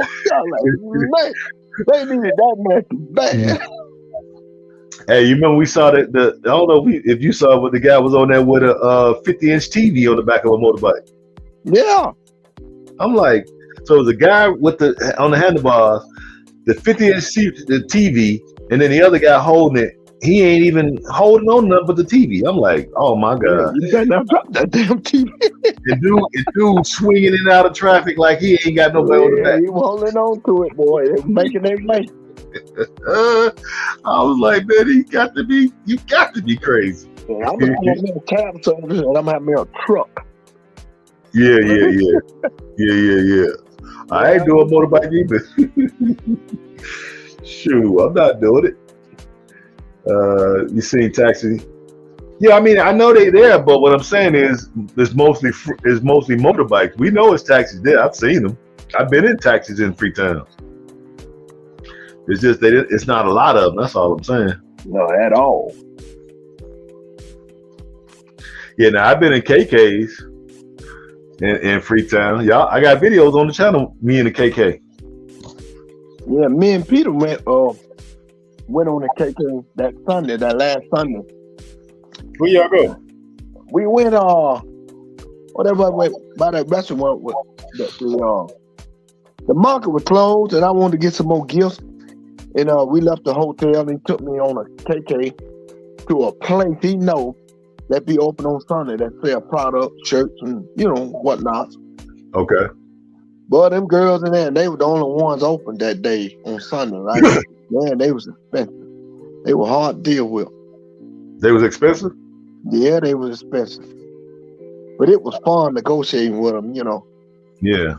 They wouldn't let me go out that door without buying something. I wonder what store that was. It was down there by that, let me see, what the last hotel we was at? The Radisson Blue. Radisson Blue. Okay. If you go out the hotel, that road out the front and turn left and go down by a mile on the left, that's where it was.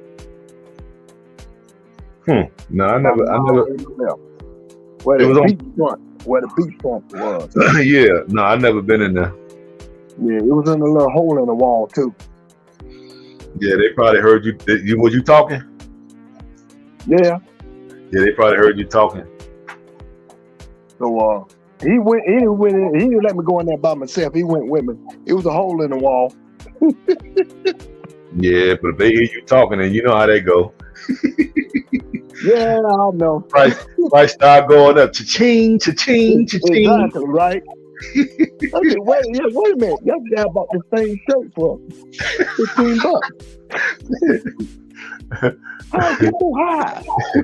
Hey, that's why. Hey, when I went to the big market, that's why I was loving when my shorty was with me, boy.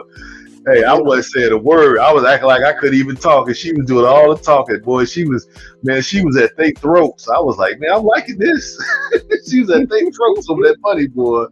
I was liking that. In that moment, having a backup. Man, I got a whole lot of stuff in that bag because of her for free.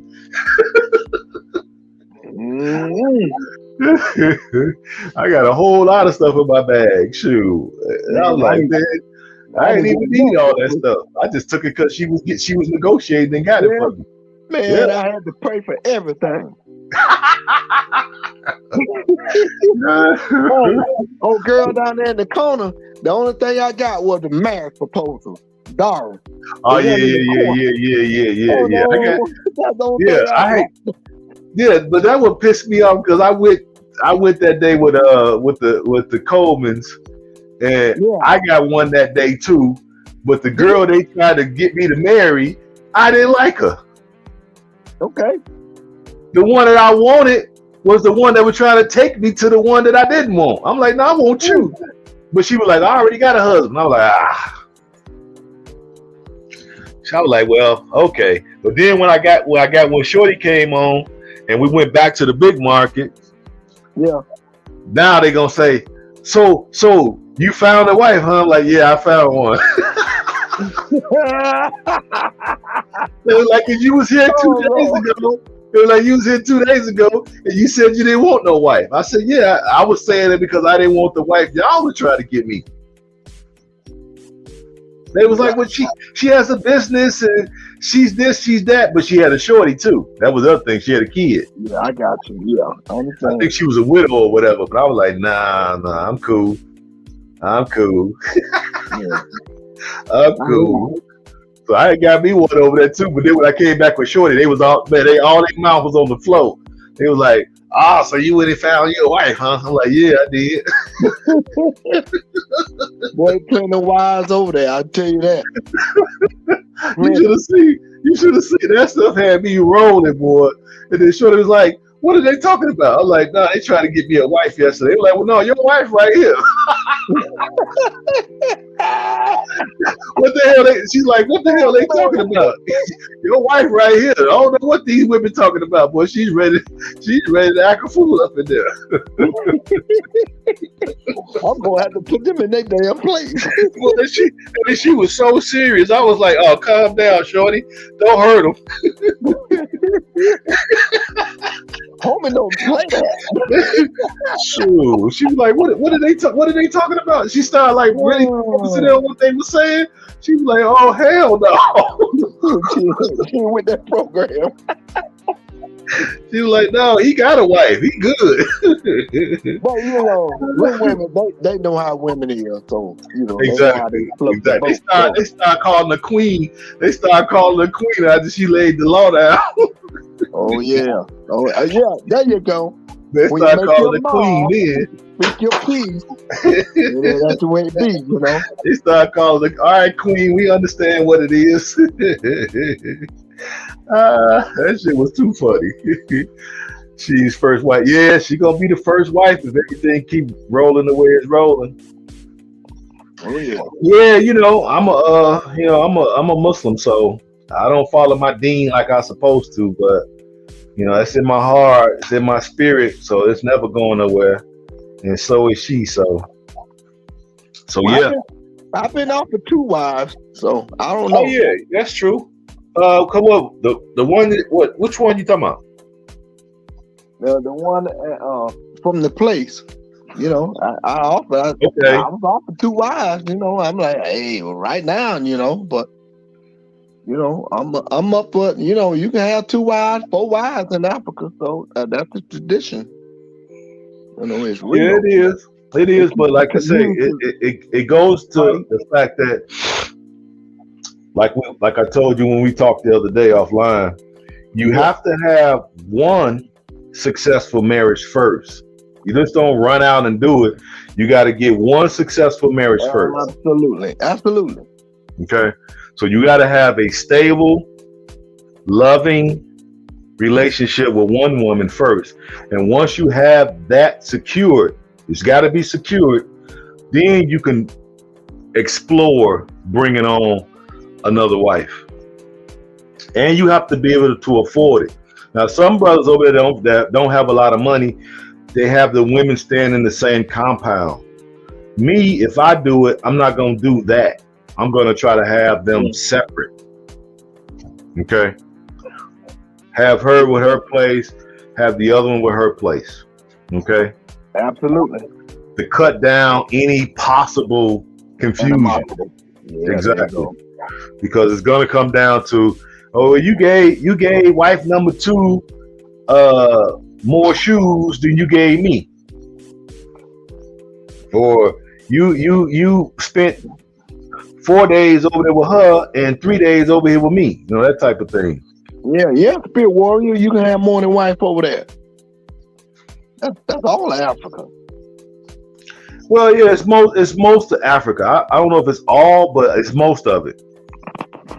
It's most of it. Now, a lot of women are starting to buck from the tradition because they just like watching American TV, and you got the UK television programs coming in there now, and they're basically disrupting that because they realize if they don't come in there with that monogamy mess, it's going to be hard to deal with the African population in terms of eradicating the numbers. So they got to get you on this one wife, one husband deal, so they can keep the numbers manageable. So we just don't have a population explosion, which that's what we really want, because Africa has plenty enough land for us. And food. Oh, absolutely. Everything God promised you. So they're trying to pump that monogamy in to control our population. That's what they're doing. Yeah. And the women are starting to bite a hold to it. But then what the brothers are doing over there is just saying, well, look, if you don't want to be involved, you don't want to be a second wife, then you just stay on your own. And they realizing that it's kind of hard for them to make it on their own. They just don't make enough income. They make just enough to survive, and I mean barely. So if they want to thrive and have nice clothes, be able to get their hair done, get their nails done, make whatever kind of meal they want, eat whatever kind of food they want, go wherever they want to go, you gonna need a husband. You're gonna need a husband. Breadwinner. Exactly. You're gonna need a go get a. Exactly. You're gonna need to go get a husband. Exactly.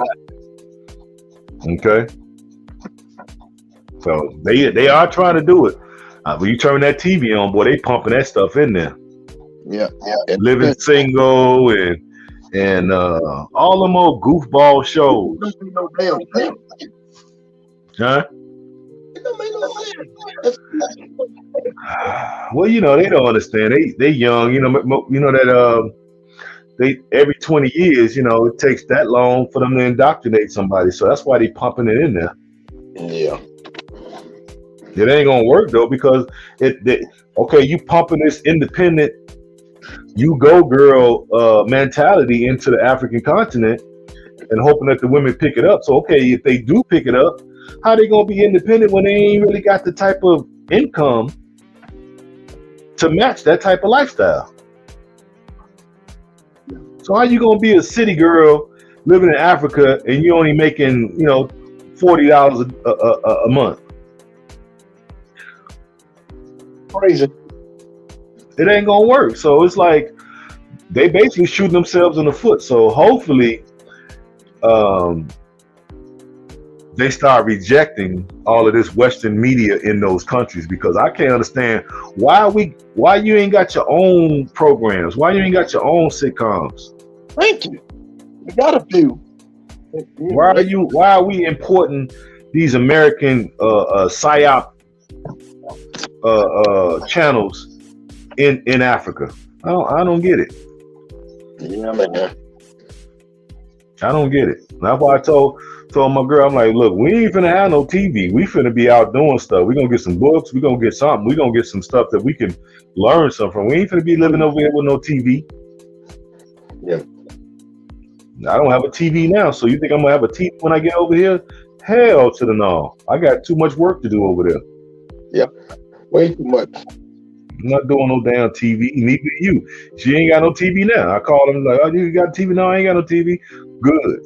So we ain't gotta have that fight once I'm over there and got boots on the ground about no TV. Yeah. But when I gotta look at my storage right now, I gotta look at TV. I ain't hearing that crap. I ain't hearing that, man. Yeah, right. You better get up out of here. I got you. That's cold. I ain't hearing that. TV don't pay the bills. I pay the bills. That's right. We're gonna be in the farm. We're gonna be working on our house. We're gonna work on our businesses. Right. We're gonna be working on our families. Right, getting our health in order, getting acclimated to the language, the culture, the people, making friends, and man, we got too much work to do. I'm not going to be sitting here glued to no damn ignorant box, please. What you call it? Ignorant box. Ignorant box. Idiot box. Yeah, idiot box. The more you watch it, the dumber you get. The dumb down you get. Believe what I'm saying. So when I look at the news over here, and I be listening how they pattern the news, how they deliver the news. I'm like, these damn people are paranoid, man. These people are sick. Of course they sick. That's why they putting out all this demonic programming. That's what it is, demonic programming. No, it ain't nothing about being a countryman, nothing about love, nothing about togetherness, nothing about building America. It's all about, well, this is my program, and since I'm in charge, if I tell you to eat dog shit with sugar on it, that's what you got to do. Exactly. That's what they taught. That's the new trend. That's the new trend. I'm like, oh, man, this place is crazy. Yeah, it's crazy. That's why if you got an Africa escape plan and you on this wave, you meant to be on this particular wavelength, because, hey, these Western powers, man, they are out of their damn minds. Yep. Yeah, and if your frequency is not at a certain level where you have not noticed this, hey, I don't want to have nothing to do with you. I'm gonna keep you like this at arm distance. If you don't understand by now that these people got something in store for your butt, it's thick. It's thick. People still running around here like ain't nothing finna happen. Man, you better get out of here, man. I got people walking around here talking about HIV came from a damn jungle.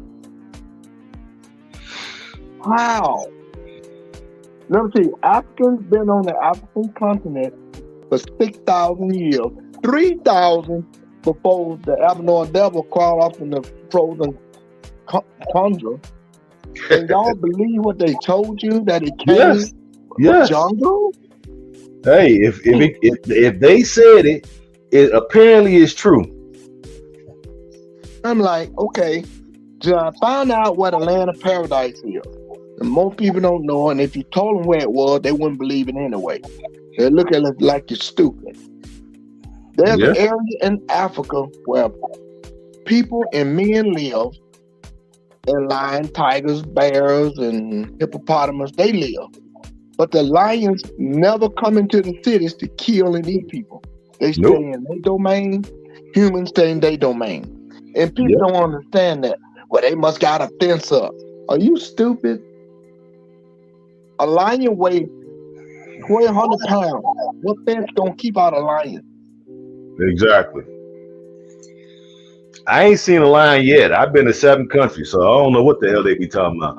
See, Divine said, okay, that leads me to I'll ask our the women happy or settling because they don't have a choice to buy a choice to buy to be a second wife. I mean, for real, I don't know many women are happy to be a second or third wife. Well, that's because you are born over here in America and you don't understand the culture. So you have to understand the culture before you can ask these type of questions, because you can't superimpose American culture on Africans that had their own culture for 2,000-3,000 years before America was even a country. See, white man tell you can't have a wife, and all of a sudden you start believing it. So guess what? You ain't got a wife. So everything they tell you to do over here is done. Yeah. They put the law, the sheriff on it. They're the one that came up. Wait a minute, listen to me carefully now. They're the one that came up that you have to have a freaking license to get married. They incorporated the business so the white man can always make sure the black man never get ahead of him. Well, that's So every the black man. man got a business. Now that's an opportunity for a judge to come in and dissolve his asset. Yeah, but what she's saying basically, Mr. Lofton, I see where she's going with that. But the thing is, this is not our original culture. So you can't take somebody else's culture that's not even ours. So you're basically taking white man's culture, saying that it's yours, and then you're gonna take that and try to superimpose it on African culture, which was first. Exactly. They've had successful culture for all these years, no problem. We've had so many dynasties, so many kingdoms that we can't even count with this system. So apparently it works. So you have to take time to study why. Yeah, you can't superimpose what the white man has taught us here in a bastardized culture and then take that and claim it to be yours, and then you want to take that and superimpose it on them. No. They have no problem with it, and that's how they was able to have dynasties, right, for thousands of years. That's why when the Europeans realized what was the key to the African dynasties, they realized that it was because men did marry multiples and had huge families, and those families went out throughout the land to explore. That's how we got so many massive empires. Yeah. Then when they came in, they saw that and put a stop to it by saying one woman for one man. So how you gonna have a dynasty and only got you, my wife, you have me 1 or 2 kids, and that's it. That's the extent of our dynasty. Come on now, be serious. Come on. They don't understand. So they always about. See, they've been trained to think a certain way, and then when they start thinking that, all of a sudden they want to get jealous, get inside of their little feeling. But see, that's why in Africa you don't have a history of prostitute and crazy ass ways women act over here. You know. Yeah. No woman over there is left alone. Well, she said typo. She said typo. So hold on, let me see what it said. Yeah. If money was not an option for them, would they still do it? That's my question. It's not about the white man. Yeah, it is about the white man, because that's where you get this question from. If you was born in Africa, you wouldn't be asking these things because you'll be used to it. You was born into this, okay? And money is a problem. You can't wish it wasn't. It is. You got to deal with reality. The reality is it's not enough money. It's not enough opportunities. It's not enough jobs. That's the reality. Now you either survive or you don't. And if you meet a man that's a go-getter, right? If you meet a man that's a go-getter, you'll be willing, more than willing, to accept his first wife, second wife, third wife with no problem. See, the women over here, when a lot of half of that question comes from, I'm just as equal as you. They've been fed that. I'm just as equal, and you make $100,000, I can make $100,000. Well, that's true, but what it is you're not finna have no dynasties, Mr. Lofton. That's what they got to realize. I know. The culture was changed. To believe that, and two women can't have children. So now they're going that route. Well, they could keep going that route because that's some garbage. But anyway, I know. My thing is, the culture has been that way for thousands of years. So who are we to try to go over there and say what? If you were born there, if your great ancestor was not one that was taken from that land and had been born there, you would not be questioning nothing. You would be like, okay, this is the culture. It's been working all these years. But the fact that you were born here, that's why you can ask that type of question. Because over here, right, you got to work. Because most men at this day and age ain't taking care of women. You're going to take care of yourself because you say you're equal, right? Exactly. They want that independence. You going to take care of yourself now because most men ain't going to step up to take care of you. And he all that other crap going on. You're not finna get no protection, right? And no provisions. Men ain't stepping up to take care of women no more because women are equal. Okay, so you can have it, no problem. You can stay here and have it. Exactly. Exactly. Most brothers that's there, they don't do that. When they see a sister out there struggling, but she's a good sister, and I got a wife, you go to your wife and say, look, Betty around the corner at the church or at the mosque, she's having a hard time of it. Ain't no jobs. There's no opportunities. There's no white company to go work for, to go fill an application out. Ain't no white companies to do that. Okay? So he could go to his first wife and say, hey, look, what you think about Sister Betty? The first wife can agree or not agree. Most of the time they do because that second lady, she has something to offer. She may be good at cooking. She may be good at sewing. She may be good at taking care of children. Right? And they would incorporate her into the family. It's a family structure. Yeah, they got some problems. Everybody have problems, but for the most part, it works. You don't hear about no spouses killing each other like that over there. And they ain't got no welfare system. No welfare, no Section 8, no WIC. And look here. and I talked to my girl, and I'm like, she told me she's gonna find me a second wife. Of course. You see where her mentality is coming from? Of course. Because she realized that you are a man with many talents and that you can get a lot of things accomplished. And if you want to have a dynasty, she probably only willing to give you 1 or 2, maybe 3 kids. If you wanted, let's say you wanted 10 kids. Most women are not finna give you 10 kids this day and age, even in Africa. Yep. So if I really want 10 kids as a man, what am I supposed to do? I'm supposed to sacrifice because the woman I'm with tells me I can't have it. No. No. Yeah. Well, I don't want to have 10.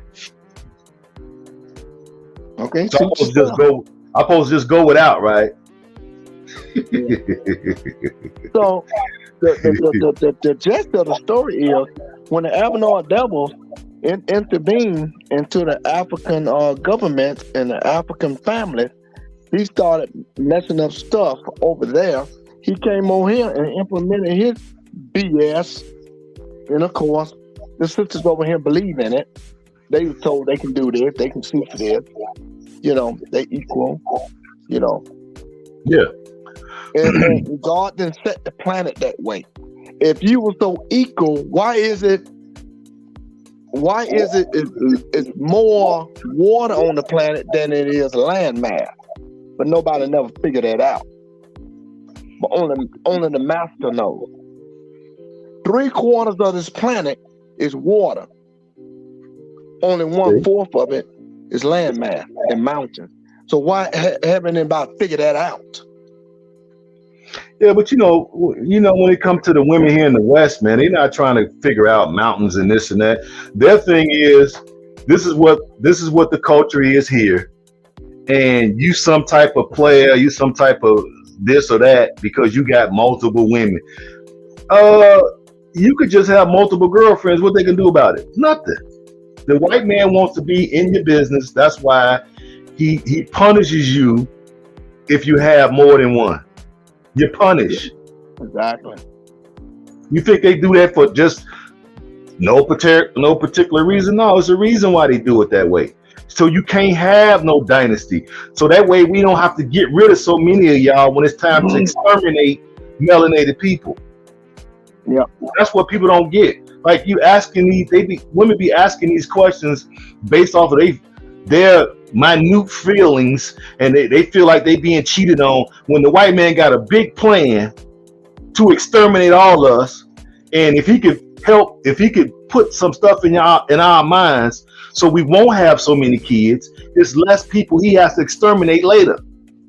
Yeah, that's the real agenda, not somebody's feelings. That's crazy.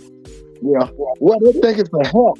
It's a help to them and the population to put 85% abortion clinic in black neighborhoods. Of course. And then black women, they welcome it. They're like they just elected a Supreme Court justice. They nominated her for, and she's smiling like a polecat. And the only reason we pick you because you black, not because you smart, or you graduated from Harvard, or you got a law degree, you wrote this decision. Because you're a black female. It's time for a black female. Why couldn't it have been a black gay female? Or gay black man? It might as well be. Y'all back. Oh, y'all can't take for so much at a time. I got it. It might as well be, because the thing is, yeah, she's in black in name only. That's what she is, because I know. Yeah, she black, but in order for her to be a judge, she probably had to lock up a lot of folks that look like this. They don't put you in those positions because you was a friend to black folks and you was giving black folks a fair share in the court system. They only promote you to these higher up positions in the white supremacist structure when you don't mind locking up people that look like you. So that's no win for us to have her in that position. Just like the vice president, all them brothers she locked up in California. Exactly. She was Attorney General. Smoking the same stuff they were smoking. And she in hell. Of course. But the women don't see that. If they nominate a black woman to be a vice president. Well, what has she done? Listen. Promoted. She ain't did nothing. You know why they put her in there. They put her in there because she don't mind locking up people that look like her. That's the only reason why you get those positions. That's it. If you don't play along with the party line and narrative, then you ain't getting promoted. We already know how they get down. We ain't got to go into all them other speculations. Cynthia and Rick of the Bag family are one couple, and they are building a dynasty. So it can be done. Yeah, it can be done that way, or it can be done the way we talking about. Yeah. Either way, we gonna get it done with one or many. And let's see, Silva said, as long as they can afford the one wife, you can marry a second wife or more in consultation with the first wife. You should be able to provide and love them the same. Of course, we talked about that. Yeah. Got to be able to afford. Some people just locked up in their mind. You just need to have one man and one wife. Cause yeah, but they go into the Bible, change things to fit their narrative, and not everybody believe it because they didn't do their due diligence and do their research and found out some of that stuff ain't true. No, it ain't. I mean, you've been indoctrinated because you went to a government institution. Okay, you've been indoctrinated. They've been hoodwinked. What did Malcolm X say? You've been bamboozled. You've been bamboozled. You've been hoodwinked. You've been led astray for yourself. If I tell you it's raining, then it's raining. Even though it's shining sunshine on your head. People, I'm going to tell y'all without any laughter, you need to be able to do your own research. You need to know what is the truth, what ain't the truth. Folks don't believe everything somebody tell you. Research it. They gonna believe it, Mr. Lawson, because they went to government institutions. I keep telling you.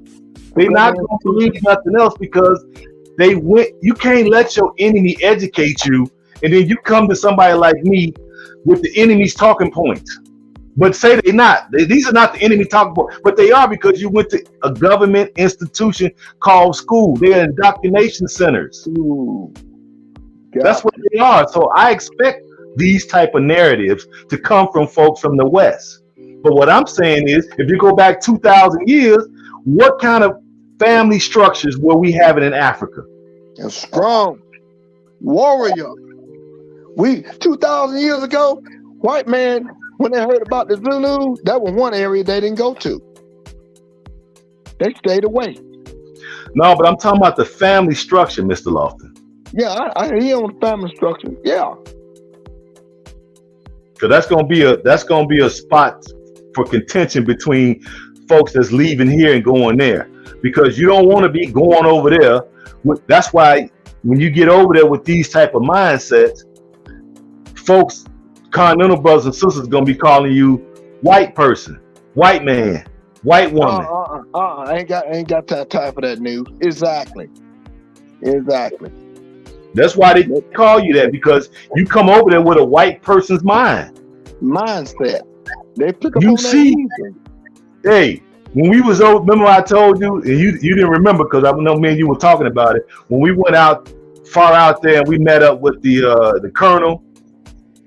Yeah, the lieutenant colonel. Yeah, the lieutenant colonel. Remember we was out there and the kids. Yeah. We walked out of the little village there, and the kids was running to the side of us, and they were saying something, right? And I asked Peter what they were saying. They were saying white people. Was any white people there? Hell no. Who was they calling white people there? Who was they calling white people? It was us, the we packed. That was on that bus. That's what I'm talking about. See, you think you're telling me something, but I know the difference. I know what I'm talking about. I've been there plenty of times, and I know why they call us white, because we come over there with white people talking points. This is not even nowhere near African culture. It's not even a blend. So you get over there, what you're supposed to do is see what your ancestors would have been doing if they wasn't snatched and kidnapped from them lands and brought to these shores. So if they was never kidnapped and you was never over here and you was only over there, that's all you would know. And you will be talking about multiples. It wouldn't even be a question in your mind. But because you was born here, and this society is not ours, it's somebody above us. We go to their schools, we get taught by their teachers. When you wasn't taught by nobody look like you, I guarantee you 95 or probably 99% of all of your teachers and educators did not look like you. Right. But then you try to tell me it's not the white man's mindset. That's a lie. It is. Dr. Fresh Wellesley and Dr. Neely Fuller had a code at the end of exactly.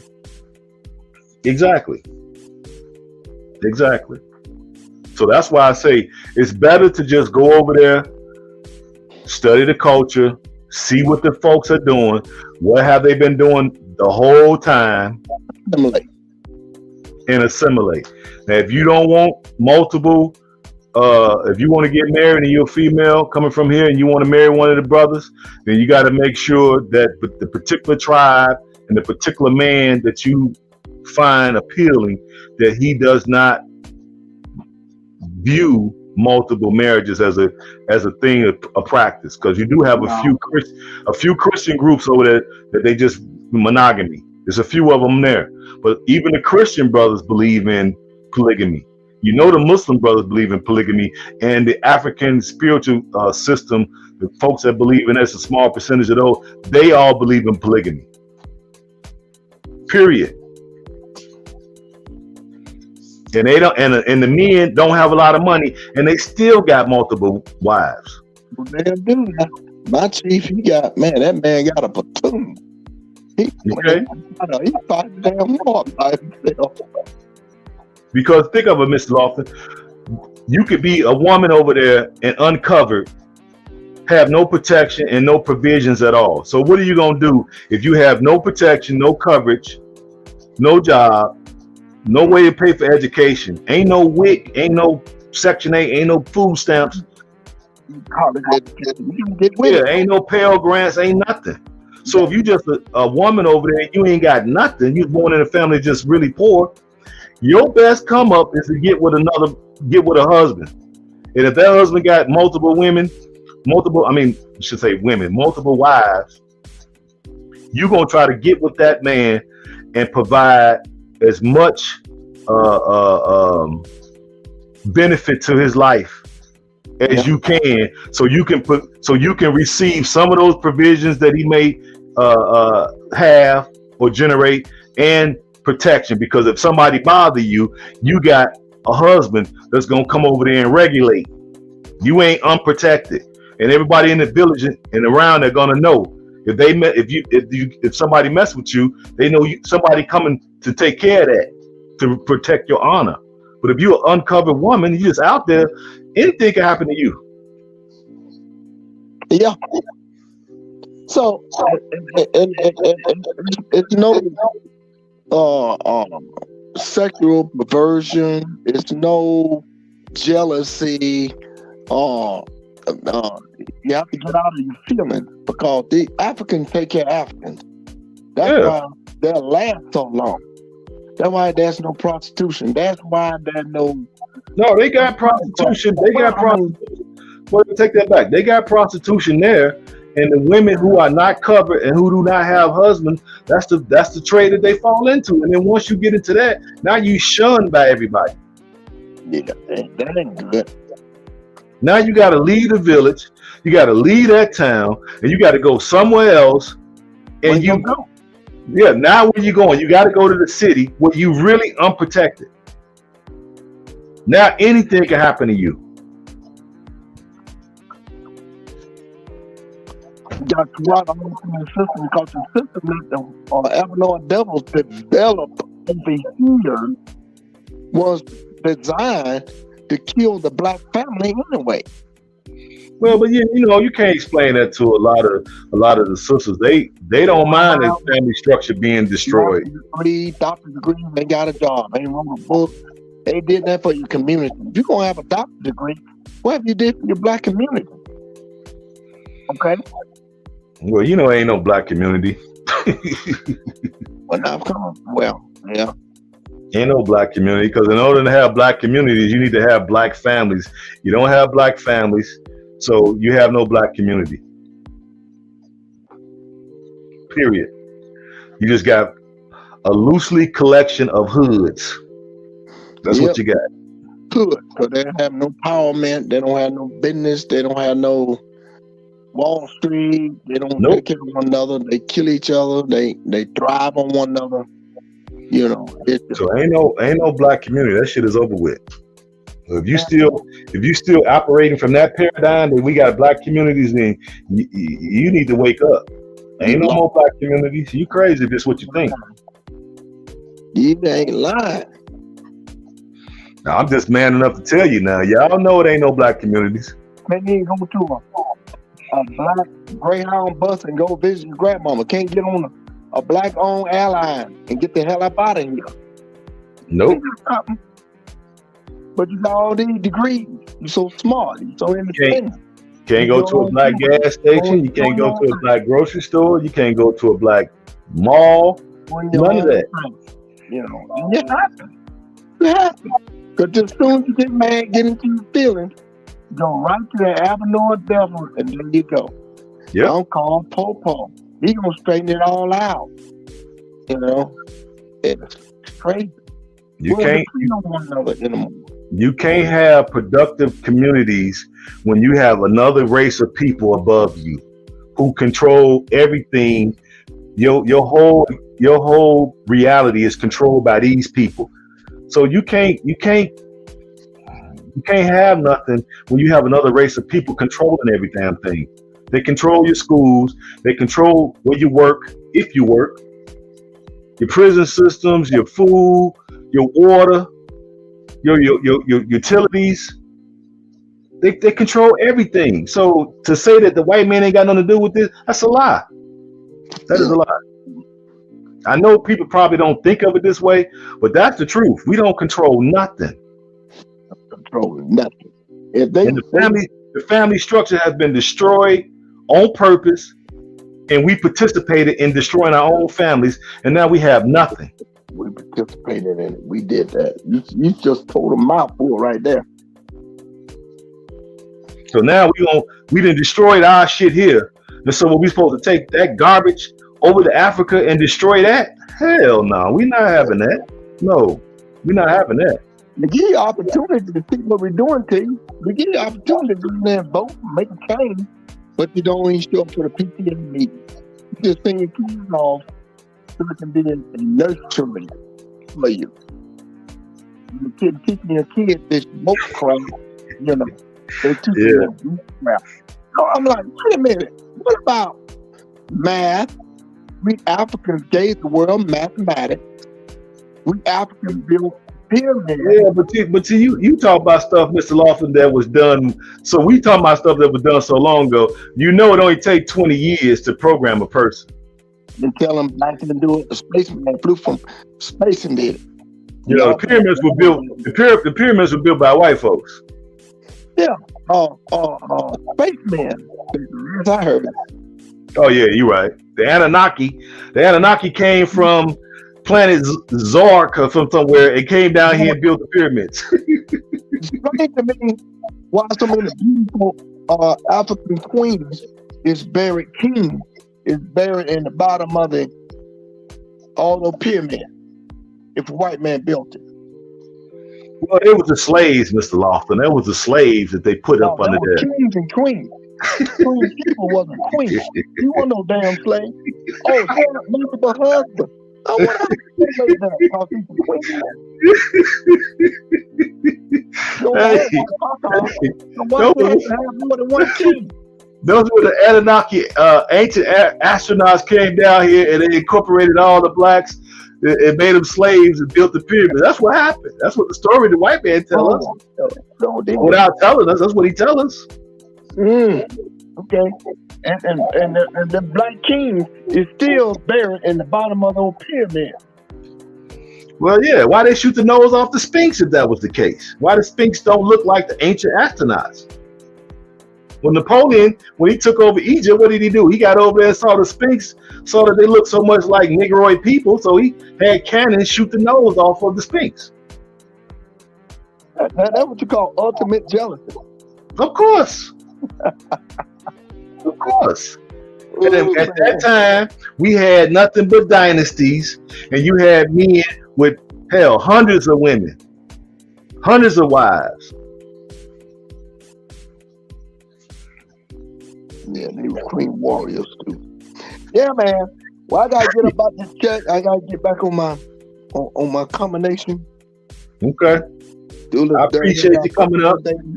Yeah, man. I appreciate you coming up, keeping me company, and we talking some good stuff back and forth so people can get another perspective other than mine. I'm gonna stay on a few more minutes and then I'm gonna go and jump off too, and I might come back tomorrow if I don't leave out until Sunday to take my load to Kansas City.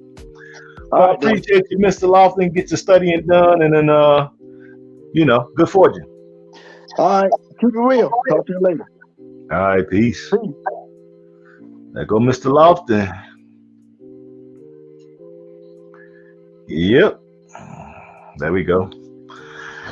So yeah, people, I know I might be a little bit ahead of the curve on some of these talks that we be having, but yeah, I'm sorry to say, guys, we don't have a community. We don't have a community. So I get what you're saying, but we allow them to use certain policies with the aim of destroying the black family because we were easier to control if we were separate.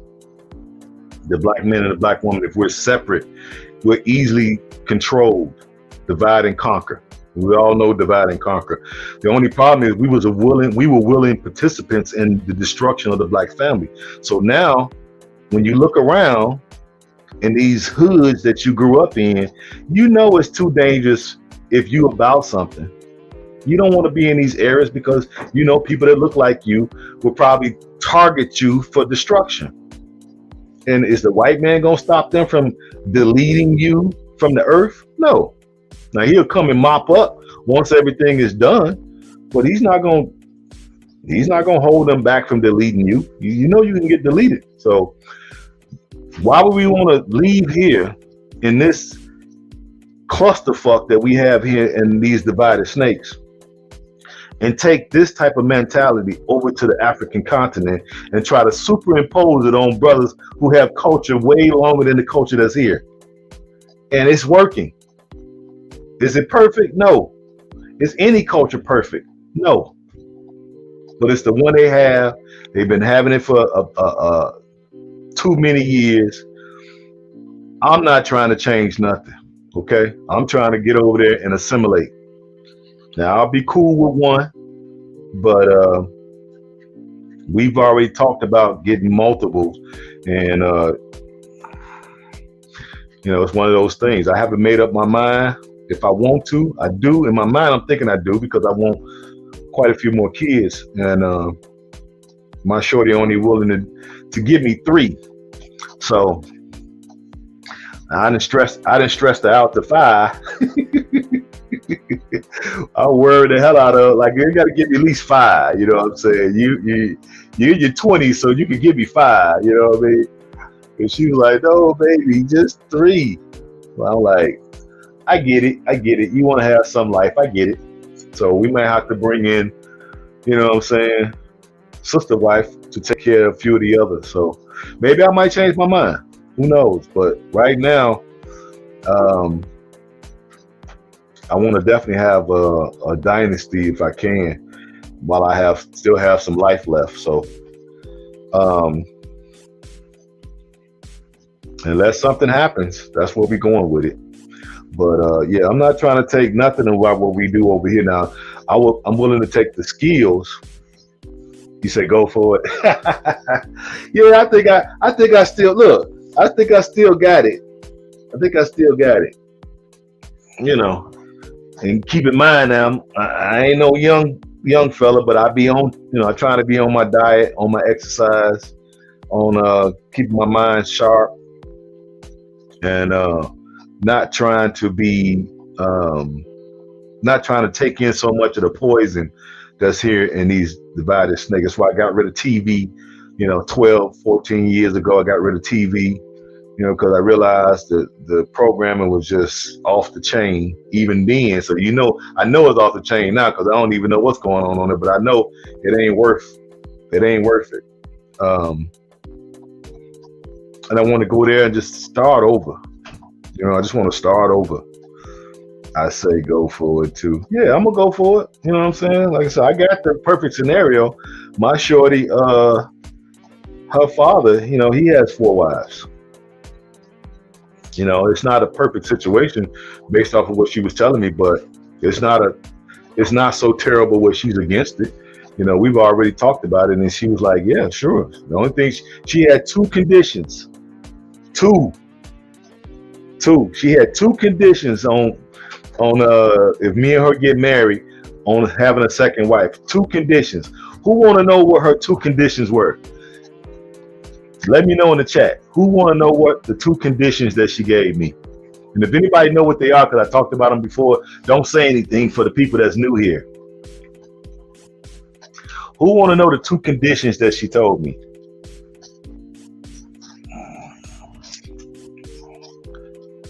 Who want to know?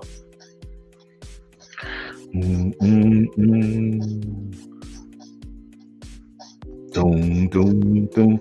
Who want to know the 2 conditions she gave me on taking a second wife? Now, keep in mind, her father, my shorty father, got 4 wives. He married to all 4 of them right now, this very second, including her mother. Who wants to know what the two are? Anybody? Mm-hmm. Doom, doom, doom, doom, doom, doom, doom. Nobody wants to know? Okay, I'll keep it to myself then. Nobody wants to know. I keep I keep it to myself. Just to get some perspective on the difference in mentality, only keep it what? Only keep it at two wives is one. No. Good try, but no. Sure, tell us. No, no, no, no, no. Sure, tell us. No, no, no, no, no, no. I ain't telling you nothing, divine. I ain't telling you nothing.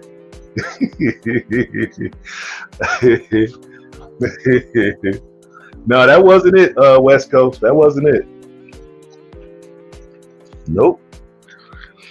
Nope. There was only two conditions. And that was not it. That's not one of them.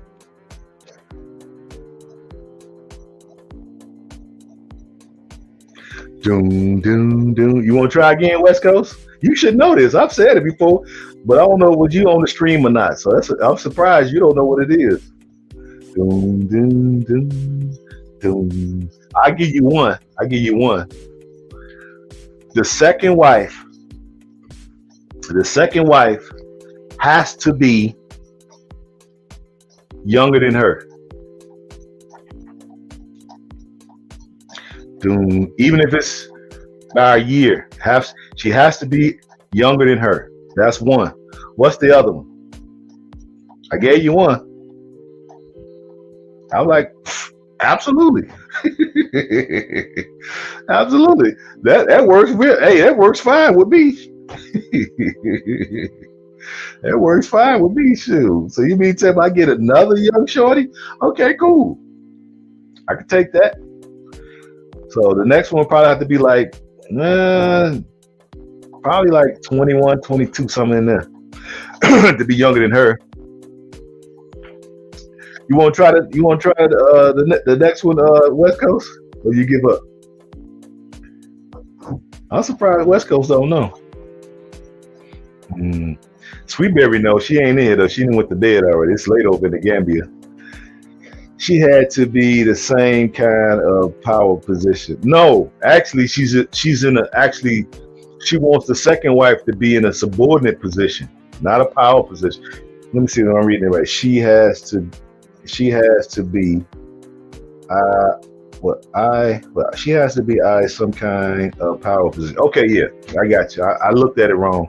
Yeah, she wants the second wife to be in a subordinate position. Which makes sense, okay?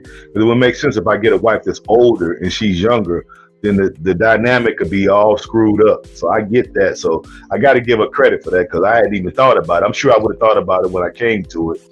But the fact that she brought it up, I had to give her credit. I'm like, you know what? That makes a lot of sense.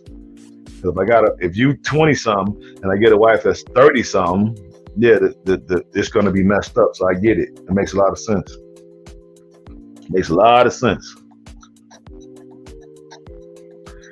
Nobody can think of the other one. So the other one is, once I get the second, or whatever number, right? Well, she started off with just the second, to not neglect her. That's the second reason. For a condition or whatever. Do not neglect her. I'm like, why would I neglect you? Well, I guess, you know how they say, new pee. You get some new pee in your life, you tend to be like, pew. You get some new pee in your life, you be like, pew, pew, pew. I was like, no. I wouldn't play you like that, baby. Don't worry, I won't play you like that. If I get some new pee, I'm still going to, keep you right where you're supposed to be, the number one slot. And those are the only two conditions as of today. I'm sure they're going to change in the future, but right now, that's what you said. And I'm not even thinking that far ahead right now. Right now, I'm just trying to secure one. Make the move, okay? And keep some type of communication with here so I can come back and forth. That's my plan. Because I'm still too young to retire. You know, I still can work another 20 years if I choose to. So, and me making owner operator money, hey, I got to get it while I get it. Now, if it ain't really, you know, the effed up economy is not really bothering my particular area of trucking. So I want to do 6 months here, 6 months there, and just kind of keep flipping back and forth. Now I may have to leave where I'm at and go somewhere else, because certain companies you can have your wife or spouse in the truck with you. Here I can't. Where I'm at now, you can't. So I may have to go somewhere else where I can have her in the truck, so that way I got to leave her in Salon for 6 months at a time. I could bring her, maybe let her come over here for like 60 days, ride with me, and then ship her back. You know what I'm saying? So she could get a break when I'm not there. And then the other 6 months I'll be there. But once I get enough money, once I generate enough capital from businesses there, if it's enough capital, then I might just be out. You know, I might still keep my license active. I might just work just enough to keep my license active. And as soon as I do that, I'll probably just, you know, take a leave of absence or whatever, get a company well, maybe I get my own authority. That's been an idea. I could probably get my own authority, right? Maybe get on Amazon account. Seems like Amazon ain't going nowhere, or get on a Walmart account or something. Get on one of these big box stores accounts. And then that way I could take leave whenever I feel like it if I get my own authority. So I got plenty of options. So right now I'm just kind of weighing it out. Wait till my son get here, and then get my truck paid for. I think I got about 14 more months to pay, and I'm done. Truck will be paid for, baby. Peter built, you did. So I can't wait to get that paid for. You know, that'll give me a lot more flexibility with my decision making on how much I want to do there and what I want to do. Because here I'm kind of phasing out. I'm not trying to do much. You know, I was going to try to get maybe a small apartment building or something, but I'm not trying to do that no more. Screw that. She got to be younger than, yep. She got to be younger, which makes sense. I got to give her credit on that, because she don't want to be in a subordinate position. She wants the second wife to be in a subordinate position, which makes a lot of sense. You know, if she was the first one to come into my life, and then not making it a big deal, and not flipping her wig, you know what I'm saying? So I ain't got no problem with that. And really, right now, I'm just concerned with just locking down one and having one steady relationship. Because, hey, I've been in and out of relationships, I don't know how long. At least 20 years, last 20 years. And I ain't really been trying, because I've been on this, you know, on the quest to get this bread. You know, I wasn't really even thinking like that, to be honest with you. But once you take a look around the so-called Black community and you see how damaged it is, you can't make families with this mess. It's just a bunch of mess. Hating, backbiting, crabs in a barrel mentality, everybody, you know, snaking one another.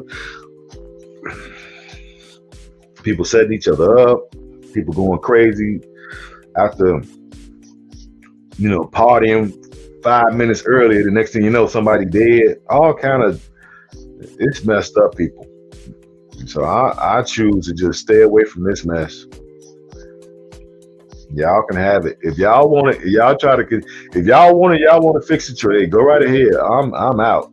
Because to me, you can't fix it when you got another man above you or another woman above you. You can't fix it. We can't come up with our own code of conduct without them interfering. It ain't gonna happen. You're always gonna have interference from the dominant society. It is what it is. You can't stop it. You know what I'm saying? Might makes right, and right now they got all the might. Okay, and so what we gonna do? sit up here and try to create a nation within a nation that don't want us here. Now, maybe back in the day when we was trying to have an identity or whatever, that made sense. But when I look at it now, we have the luxury of looking back at what our elders and ancestors did and some of the movements they became part of. You could see a lot of mistakes that were made. Now, I'm not blaming them because, they operated with the information that they was given at that time. But now I have the privilege to look back and see what they did and realize, like, nah, we got to go somewhere different with what we're doing today, because what they did back then didn't work. Because here we are still with more fractured families, more broken neighborhoods. Now we don't trust each other at all. We don't cooperate. We don't do business with each other. We don't do nothing. Most of all what we do is dependent upon the dominant society. And if they just tell us one day, look, we ain't hiring no more folks that look like you. Matter of fact, we getting rid of everybody that look like you. What we gonna do as a population? I'll wait for the answer, but I already know what the answer gonna be. we gonna be out here broke, starving, and gang banging. That's what we gonna be doing. You ain't gonna be able to come outside your door without getting your head split. And it's gonna be somebody look like you, because we create crimes, or we do crimes based off of proximity. So whoever you close to, wherever you live at, you're not finna go on the other side of town and victimize people from another nation. No, you're gonna victimize the people from the nation you from because of proximity. Yep. So to me, what's the answer, right? The answer is go black to Africa. Shout out to Go Black. You go back to Africa. Okay? That's where I'm going, man. At least they got some semblance of culture, some semblance of family, some semblance of religion. And they don't have the albinoid devils with all of their effery. Okay? So that's where I'm at with it. But I'm gonna go ahead and jump off, people. What time is it? 11:30. Okay. Any questions? Any questions? I'm gonna put my other channel in here. Y'all go subscribe, please. In case they see that I'm talking too much real over here, y'all got somewhere to find me. Doom, doom, doom. There it is.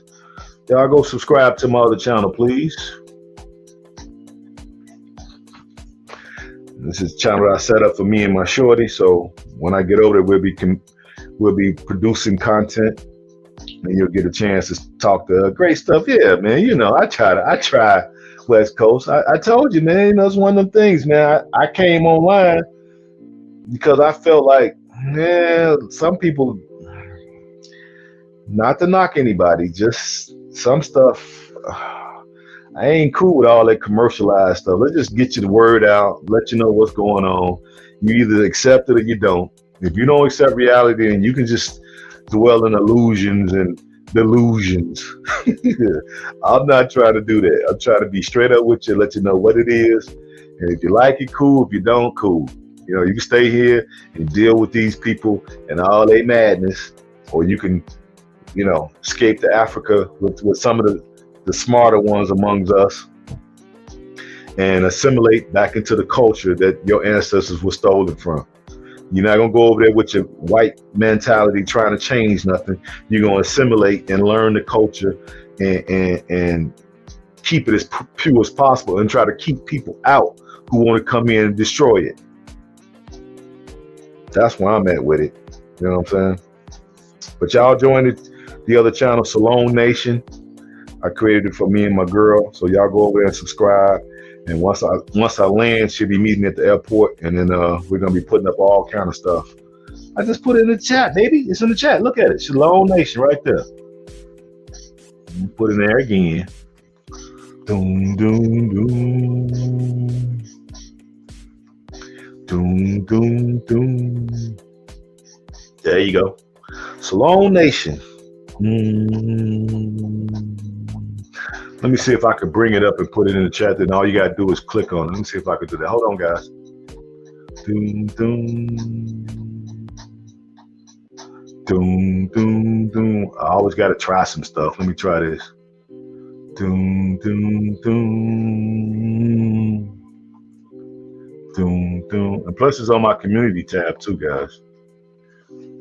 Doom, doom, doom. Yep, we the first ones to pop up when you go to it. Yeah, we only got 13 people, so ain't nobody been over there to subscribe. Doom, doom, doom, doom. Let me see if I can copy this. How do I copy this? Hold on.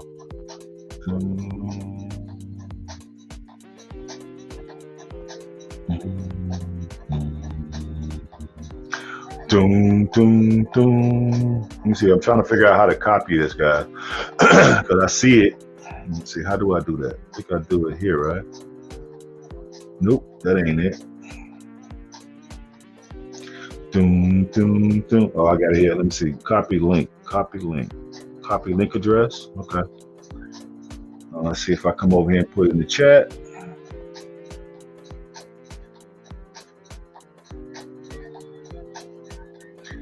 All right, hit that link. That'll take you right to it. Hit that link. That'll take you right to it. Because we should have way more than 13 people. I've been telling y'all every week. Plus, it's on my community tab. I ain't got but 2 videos over there, but once I hit the ground over there, I'm gonna put. We finna run them videos up over there.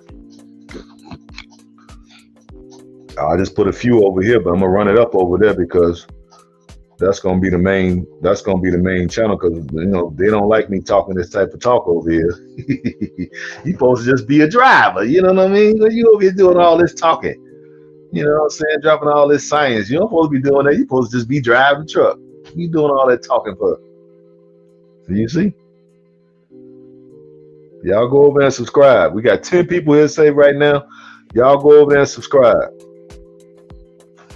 I should see that.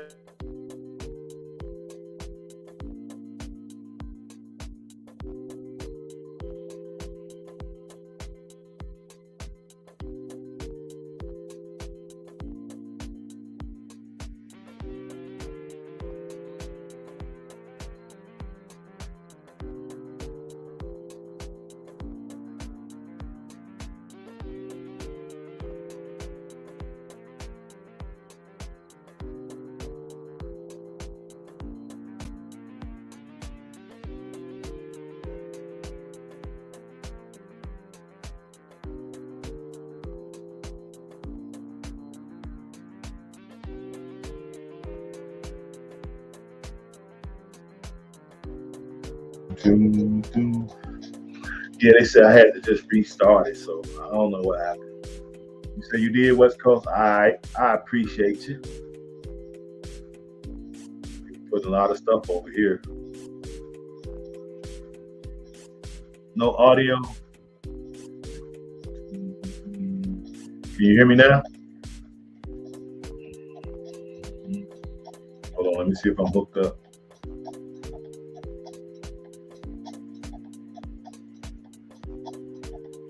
Testing. Should be on now. It should be there now. I ran a test. It said it's working. Passport verb. Okay, I guess. Passport verb. I've seen this. Who did I see this from? Let's see.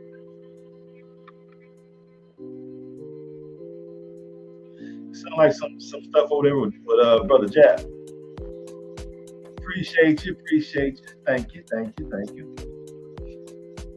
We only got 32 more days and we'll be going back to Africa. So can't wait. I'll be over there for 3 weeks, so I'm not enough time to give y'all some content. Some content. And we'll go live when we at the hotel, so we'll give y'all a chance to ask some questions. So gonna be good. I got my light. I'm gonna get one more light so I can set it up. Then we get with her, be able to ask her some things, and then I'm probably gonna try to have her put together a series of videos to teach us Creole. She's so dying to teach me Creole, so I'm like, oh, I ain't trying to learn Creole right now, but I know I need to learn it. So maybe I convince her to do a series of this conversational Creole, and then that way I can learn as well. We can all kind of learn together. I think that'd be a good thing. But all right, I'm gonna go ahead and jump off. Y'all know we going to Salone. You can go over to the website. Let me give you the website. Down and scrolling across the bottom. SierraLeonePilgrimage.com. And over there, if you go over there, leave me your name. People do not leave their name for some reason, or their phone number. Leave your phone number. I'm gonna call you back. I'm a 773 phone number. Okay, that's the Chicago area code. So I will call you back. Okay. You need to do your ancestry, African ancestry. That will be the best scenario. Okay, you can just go with it if you want, but you want to see if you qualify to get your citizenship as well. All right, so I would do that first and then contact me, or you can contact me and I'll give you the information that you need. It's up to y'all. You have it. No, I wasn't necessarily, but if you want to come up for a few minutes, you can.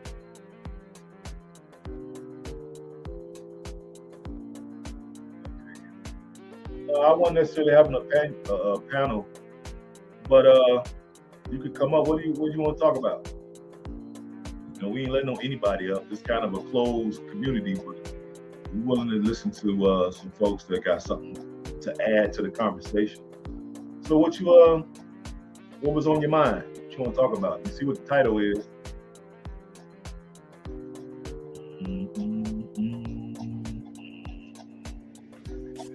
Doom, doom, doom. Give them a few minutes to comment. Doom, doom, doom. But yeah, do your ancestry. You should want to do your ancestry anyway. See what possible nation you came from. You know, try to get a better connection. What up? Closed community. Not just anybody can get in. Nope. That's right. We don't let just any folks come through here now. See what Jay said? That's right. It's all about. We ain't trying to blow up no more because, hey, it's time to make these moves. You know what I mean? We don't mind bringing new folks on, but you got to have the right mindset. Cause, hey, we've been at this thing for a long time, so you know you just can't handle anybody coming in because you got to start all the way from scratch trying to educate somebody because they come in with their crazy stuff. No, we're willing to let you in, but you got to kind of let us know what your mindset is. Are you in the advanced class, or the remedial class, or are you in the slow special ed class? Where you at? Where you at? You know what I'm saying? That's not a knock, because I used to be in the special ed class, so that just to show you can go from special ed, you know what I'm saying, to higher education, higher learning, you know, just based off how much effort you want to put in. You know, believe me, I was in special ed, I think about 2 months before they finally test out of there. I was just messing around, so I ended up in special ed because I didn't want to do work. It was really a finesse, but I got bored in there. You know what I mean? They was like, man, if you fail this test, they'll put you in special ed. I don't know who. Somebody told me this mess. So I'm like, yeah, if I was in special ed, I heard they don't do nothing in there. So you know me with my genius self took the test. I was just in there A, B, C, D, E. I didn't even look at the questions. I was just answering, right? A, B, C, just up and down the page. Turned that stuff in. Shit, about 2-3 weeks later, I was in special ed. It was about 5 of us in there, right? We had some dude in the back. He was drooling and drawing stick figures. You know, we had some chick. She really heavy set. She back to eat donuts, right? And then it was a really cute chick in there. I don't know why she was in there, but I was like, man, she was fine as wine. So I was like, oh man, at least I got something. I got a plus to be in here. Teacher was, non-existent, and pretty much you stay in one room and do nothing. You don't change periods, nothing. Just in that one room all day. I was like, they can't be serious, but they were serious. So my saving grace was I pulled the cute girl, me, because I was a boss even when I was young. I grabbed her desk and drug it next to mine. This is where you sit at from now on. She was like, okay. She was like, okay, cool. You know what I mean? And that was the only thing I appreciated about that class. You told me your name was Abdullah. I could never forget that. What? I didn't say my name was Abdullah. Shut up, Google. So that was my only thing about being in that class. That, man, she was super sexy, and I had her, but I felt kind of crazy because I'm like, man, I ain't doing nothing all day. So I had my mama, go off on them, and then they made me test again. And that time I really put my foot forward, and I ended up in the right class like I should have been. So they took me up out of there. And for whatever reason, I never did see that girl again. I never went back to the class. Like I forgot all about her or something. Then I ran into her again after high school. I think that was either my first year of high school or my second year, one of them years. And then I ran into her again once I was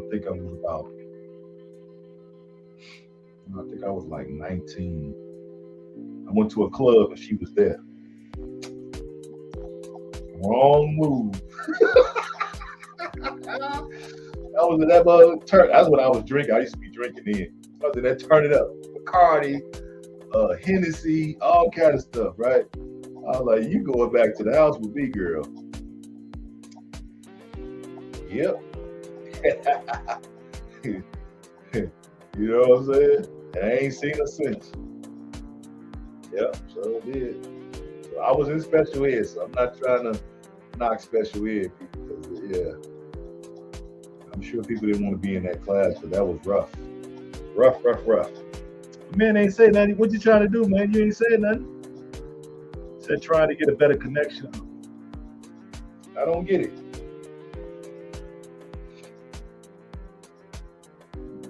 Better connection? What you mean by better connection? Is it the internet connection or a better connection to the motherland?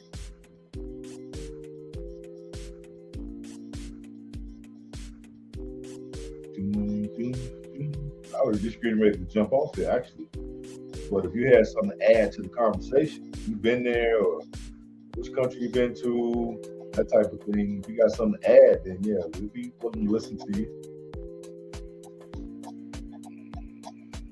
I don't remember seeing you in the chat before.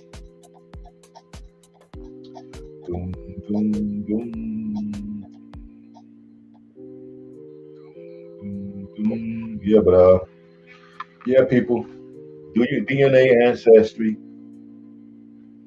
Get it done. There's no excuses. You got the money. Get it done while we still got somewhere to send stuff to, because stuff is getting so crazy now. You do need an escape plan to escape the West. Why not be able to have all of the privileges and benefits of being an African citizen like me? Okay? Yeah, you can go to any African nation, but you won't have full citizenship rights. You can be a resident.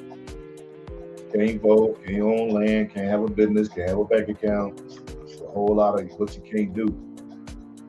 Me, don't apply.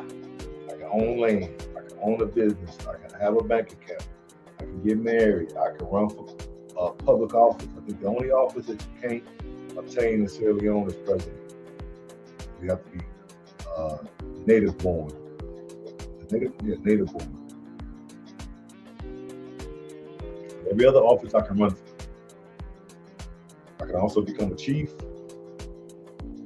Yeah. So it's a lot of benefits with citizenship outside of just that. You know what I'm saying? Plus, you get a chance to be with your people, reconnect. Some of us are the first ones to go back. You know what I mean? So we actually complete the circle. That ancestor was taken 6 generations ago, or whatever.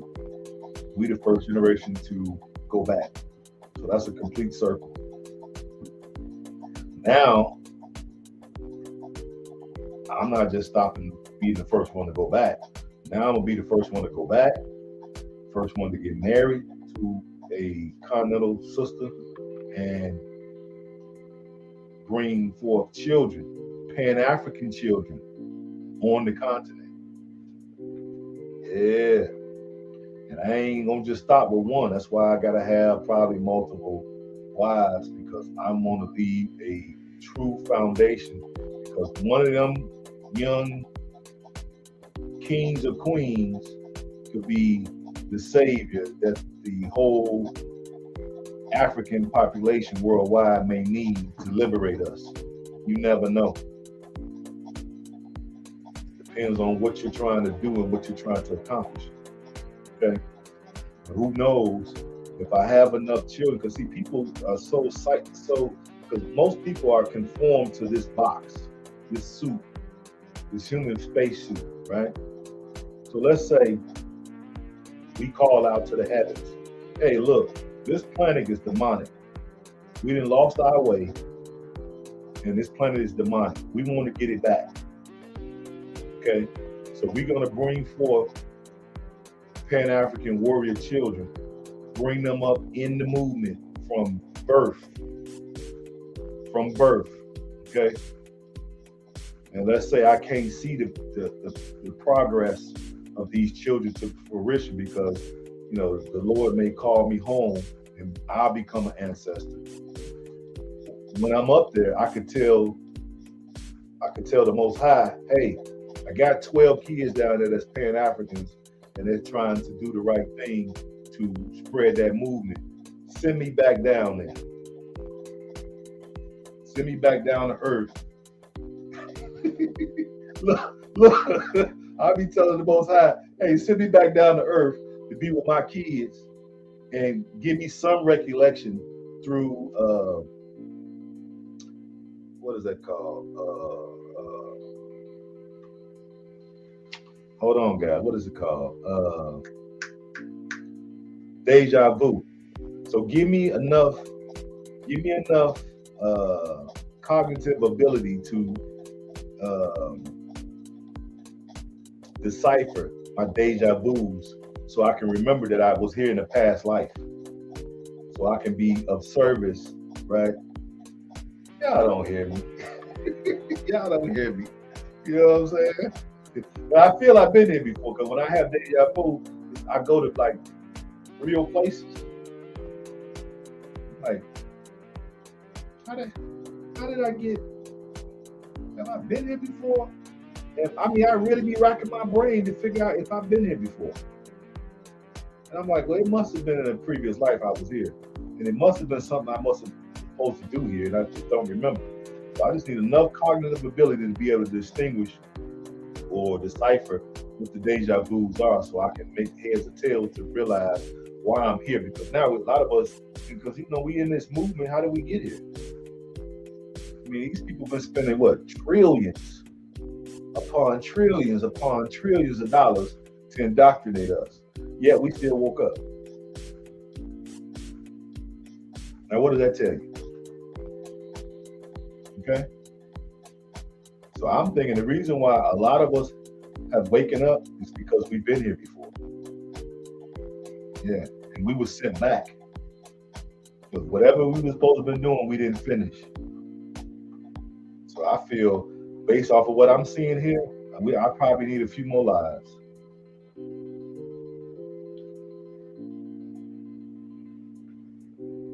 Okay? So that's why I want more children. I want to be able to bring them up as Pan-Africans, and then when they marry and have kids, now we got more Pan-Africans. So now you got a literal dynasty, but with the right mindset, not with that go to Europe, go to Ukraine, go to Russia, go to America, go to the UK to get their education. No, you stay your butt right here and elevate your institutions. You know, I went to school to be an educator, so I'm gonna get all the books, all the computers. I'm gonna get everything. I'm buying all the stuff now. Take over there. We're gonna have a library at the crib. There ain't gonna be no television. Nope. There's gonna be plenty of food, shelter, and plenty of protection. No TV though. Plenty of books, computers, all of that. We're gonna be out there, you know, doing stuff with our hands, all that. We'll be teaching them about farming, all the stuff that people need to know. We didn't got away from. And that gives me room to learn more stuff too. Digging wells, cultivating certain crops, right? Being able to collect rainwater, composting, you know what I'm saying? Being able to generate certain energy, right? Through alternative means, put it like that. There's all kind of stuff out here. The main global elites, they suppress most of the technologies that comes out that don't fit their narrative. And a lot of those inventors end up getting killed. So I'm gonna come up with some of them ideas, but I ain't gonna be trying to sell it. I'm gonna keep it for self. And for our little folks that's in our particular movement, we could just share the information, but not try to put it out there, because once you put it out there on the airwaves, here they come. Sitting in with guns to holler at you. They need that. You need to commandeer that from you so they can put that in their little vault until they feel if it's worthy, and later on they'll put it out on a commercial. You know how they do. Look at all the stuff they stole from us. I mean, like, we should know better by now. But of course, some of us ain't learned. Okay, you can't come up with these technologies that's going to disrupt whole industries and expect these people to just jump on board. And you melanated? Nah, you're gonna get a bullet to the noodle. That's what you're gonna get, and they're gonna take that. Yeah, but we ain't gonna be looking to sell it. We're gonna be looking just to use it on the African continent and keep quiet. The brother ain't responding, so we're gonna go and jump off here. But y'all got a little bit more A for game. So start thinking of it, folks. We've been here before, some of us. And like I was telling one of my brothers, you know, he's 60 something. And he wants to move and repatriate back to Africa too, but he don't want to have any more kids. But he wants to get married. I said, so you want to get married and not have no more kids? And then you got all this new knowledge. You starting to be Pan-African to the bone, and you super smart. You got all these skills. You've been all over the world. Plus, you was in the military. Got a lot of like high quality skills. So you're just gonna take those to the grave with you. I said, no, man, you might as well stay in America then, if that's the case. You go there and marry your sister, get one that's young enough where you can have some kids with her, and download all that information into some kids. And so they don't have that mindset of being so docile to the Europeans and the Chinese and these people, and the East Indians and the Arabs and all these folks, and thinking that their culture and what they have done throughout history is superior to what we've done. Oh, teach the kids the right way. You know what I'm saying? Respect your culture, respect your language, respect your heritage, respect your education, respect your pedigree. We gotta teach that, man. So we can't teach that with these old farts. You know, we gotta get some kids to teach to them. We can't teach some grown-ups. I ain't got time. I teach to the kids. I ain't teaching to these grown-ups, because this is like hitting your head against stone bricks. I ain't doing it. I'm gonna jump up off here. I appreciate y'all. Y'all go over there and subscribe to me and my ladies' channel. Y'all gonna get a lot of good information. Put it in the chat one more time. Y'all go over there, subscribe. Hit the like button on the videos. subscribe, and then share it. Y'all share it. We're gonna be putting up some really good stuff over there, and I'm gonna try to convince her to do some Creole. She's probably gonna make me pay her. Maybe I'm gonna be doing all this. I should get paid. So I might give her a few dollars so she can teach us Creole. We can all learn together. Give her something to do. Give her a few dollars to do it. And we can learn the language at our leisure. We can always play it back. We can pause it. All that. So she's trying to teach me. I'm like, it's too much for me to teach. Where do I join? Oh, not you ain't tell me what you want to talk about. Now you want to come on here. So what you want to share with us? That's what I was asking. Because I don't remember seeing you over here before. So what you want to share with us? I'm gonna let you come up if you want to talk, but what you gonna share with us?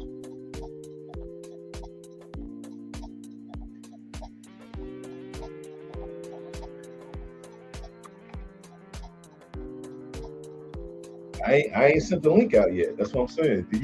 What you want to talk about? That's what I'm asking.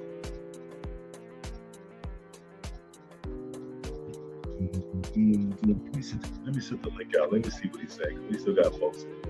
Hold on.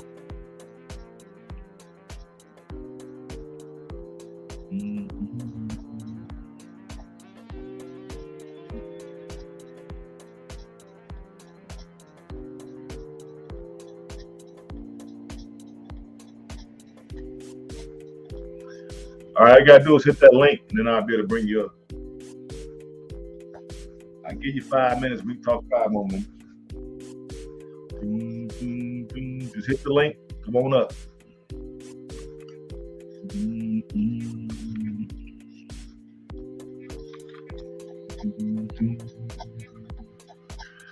Meantime, y'all hit that other site. While we get a brother a few seconds to come up. See what he got to add to the conversation.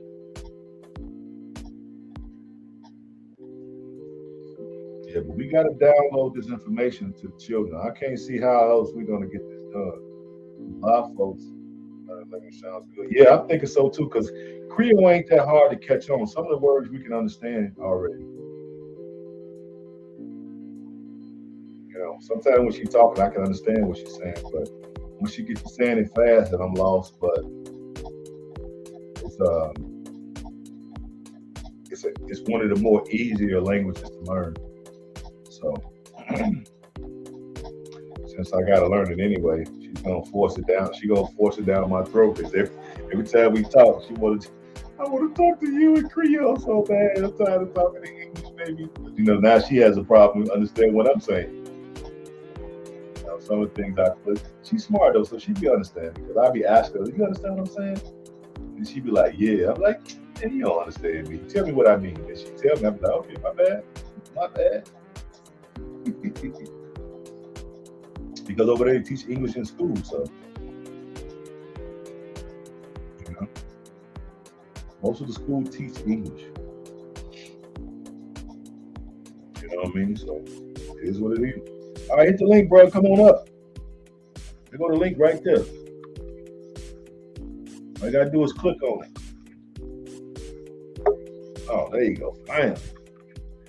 All right, say your device is not connected. Something is not connected. Amir.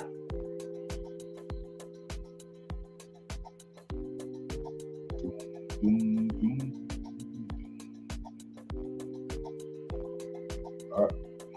Okay, now you disappeared. You gotta hit it again.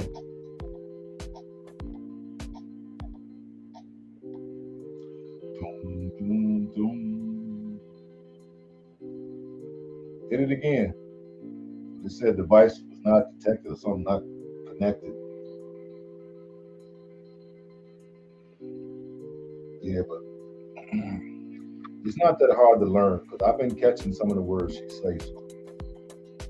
I'm gonna just try to break it down on like the basic stuff. Hello, how are you? Taxi, you know, stuff that just so you can have conversational awareness with the language. Food, how to ask for food, how to ask for directions. Just stuff that you would normally be asking if you was tourists in the city.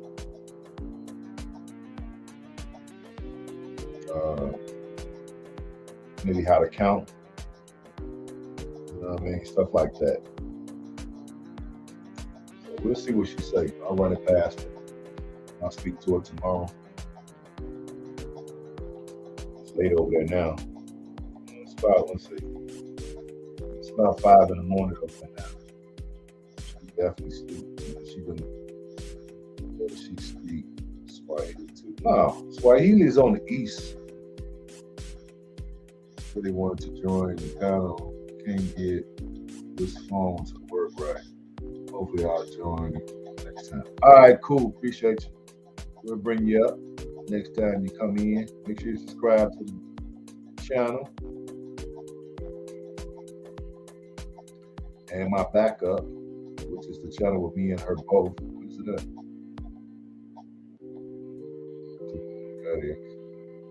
Sloan Nation. Just hit it. You can go to it. Subscribe over there because we're going to be putting up a lot of stuff. And plus, we'll get a chance to probably learn Creole. No, Swahili is on the east and the south.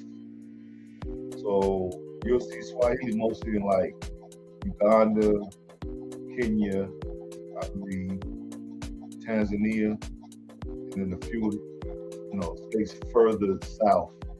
When you get to the west, no Swahili. No. There's literally hundreds of languages in these countries. I shouldn't say hundreds. Each culture has a language, basically. They may not speak it all over the country, but that particular tribe speaks it. So there's 16 tribes in Sierra Leone. It's like basically 16 languages. But the main one being English, 1, Creole, 2. So you could be from a different language. So they use Creole as conversational between all the different groups. Like my girl can speak, she said she can speak French. She's not good at it, but a little French, she said, English, Creole, and Mende.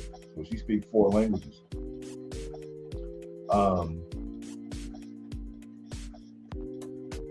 But she may not speak other languages, you know what I mean? Her grandmother only speaks Mende. I think she said her mother speaks Creole, Mende, and very little English and no French. So it's one of those things. So I told her, Mende, they say, is the hardest language to learn. So let me learn Creole because it's easier. Plus, that's enough. If I learn that, that's enough that I need to communicate with all of the 16 tribes in the country. So instead of learning 16 different languages, I just learned that one. And then I can probably get me enough understanding to go throughout the country and deal with different tribes and still be able to communicate with them. Because if I can learn our own language, okay. Same thing if you go to Ghana. No. You got Akan, they speak their language. Shanti speak their language. It's too many. No. Luckily, they speak English there too. So I'm loving that. But I'm gonna go ahead and go. We'll let the brother come on another time. Try to the channel. Step back because it's disappearing. I'll bring another light tomorrow, so I'll probably take it tomorrow off. And I'll give y'all some videos tomorrow. So y'all can come up and holler.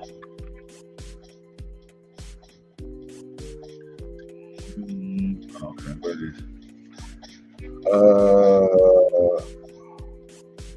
Okay, I just want to make sure I ain't see no comment. All right, peace. African Black Power. Y'all be good. See y'all tomorrow.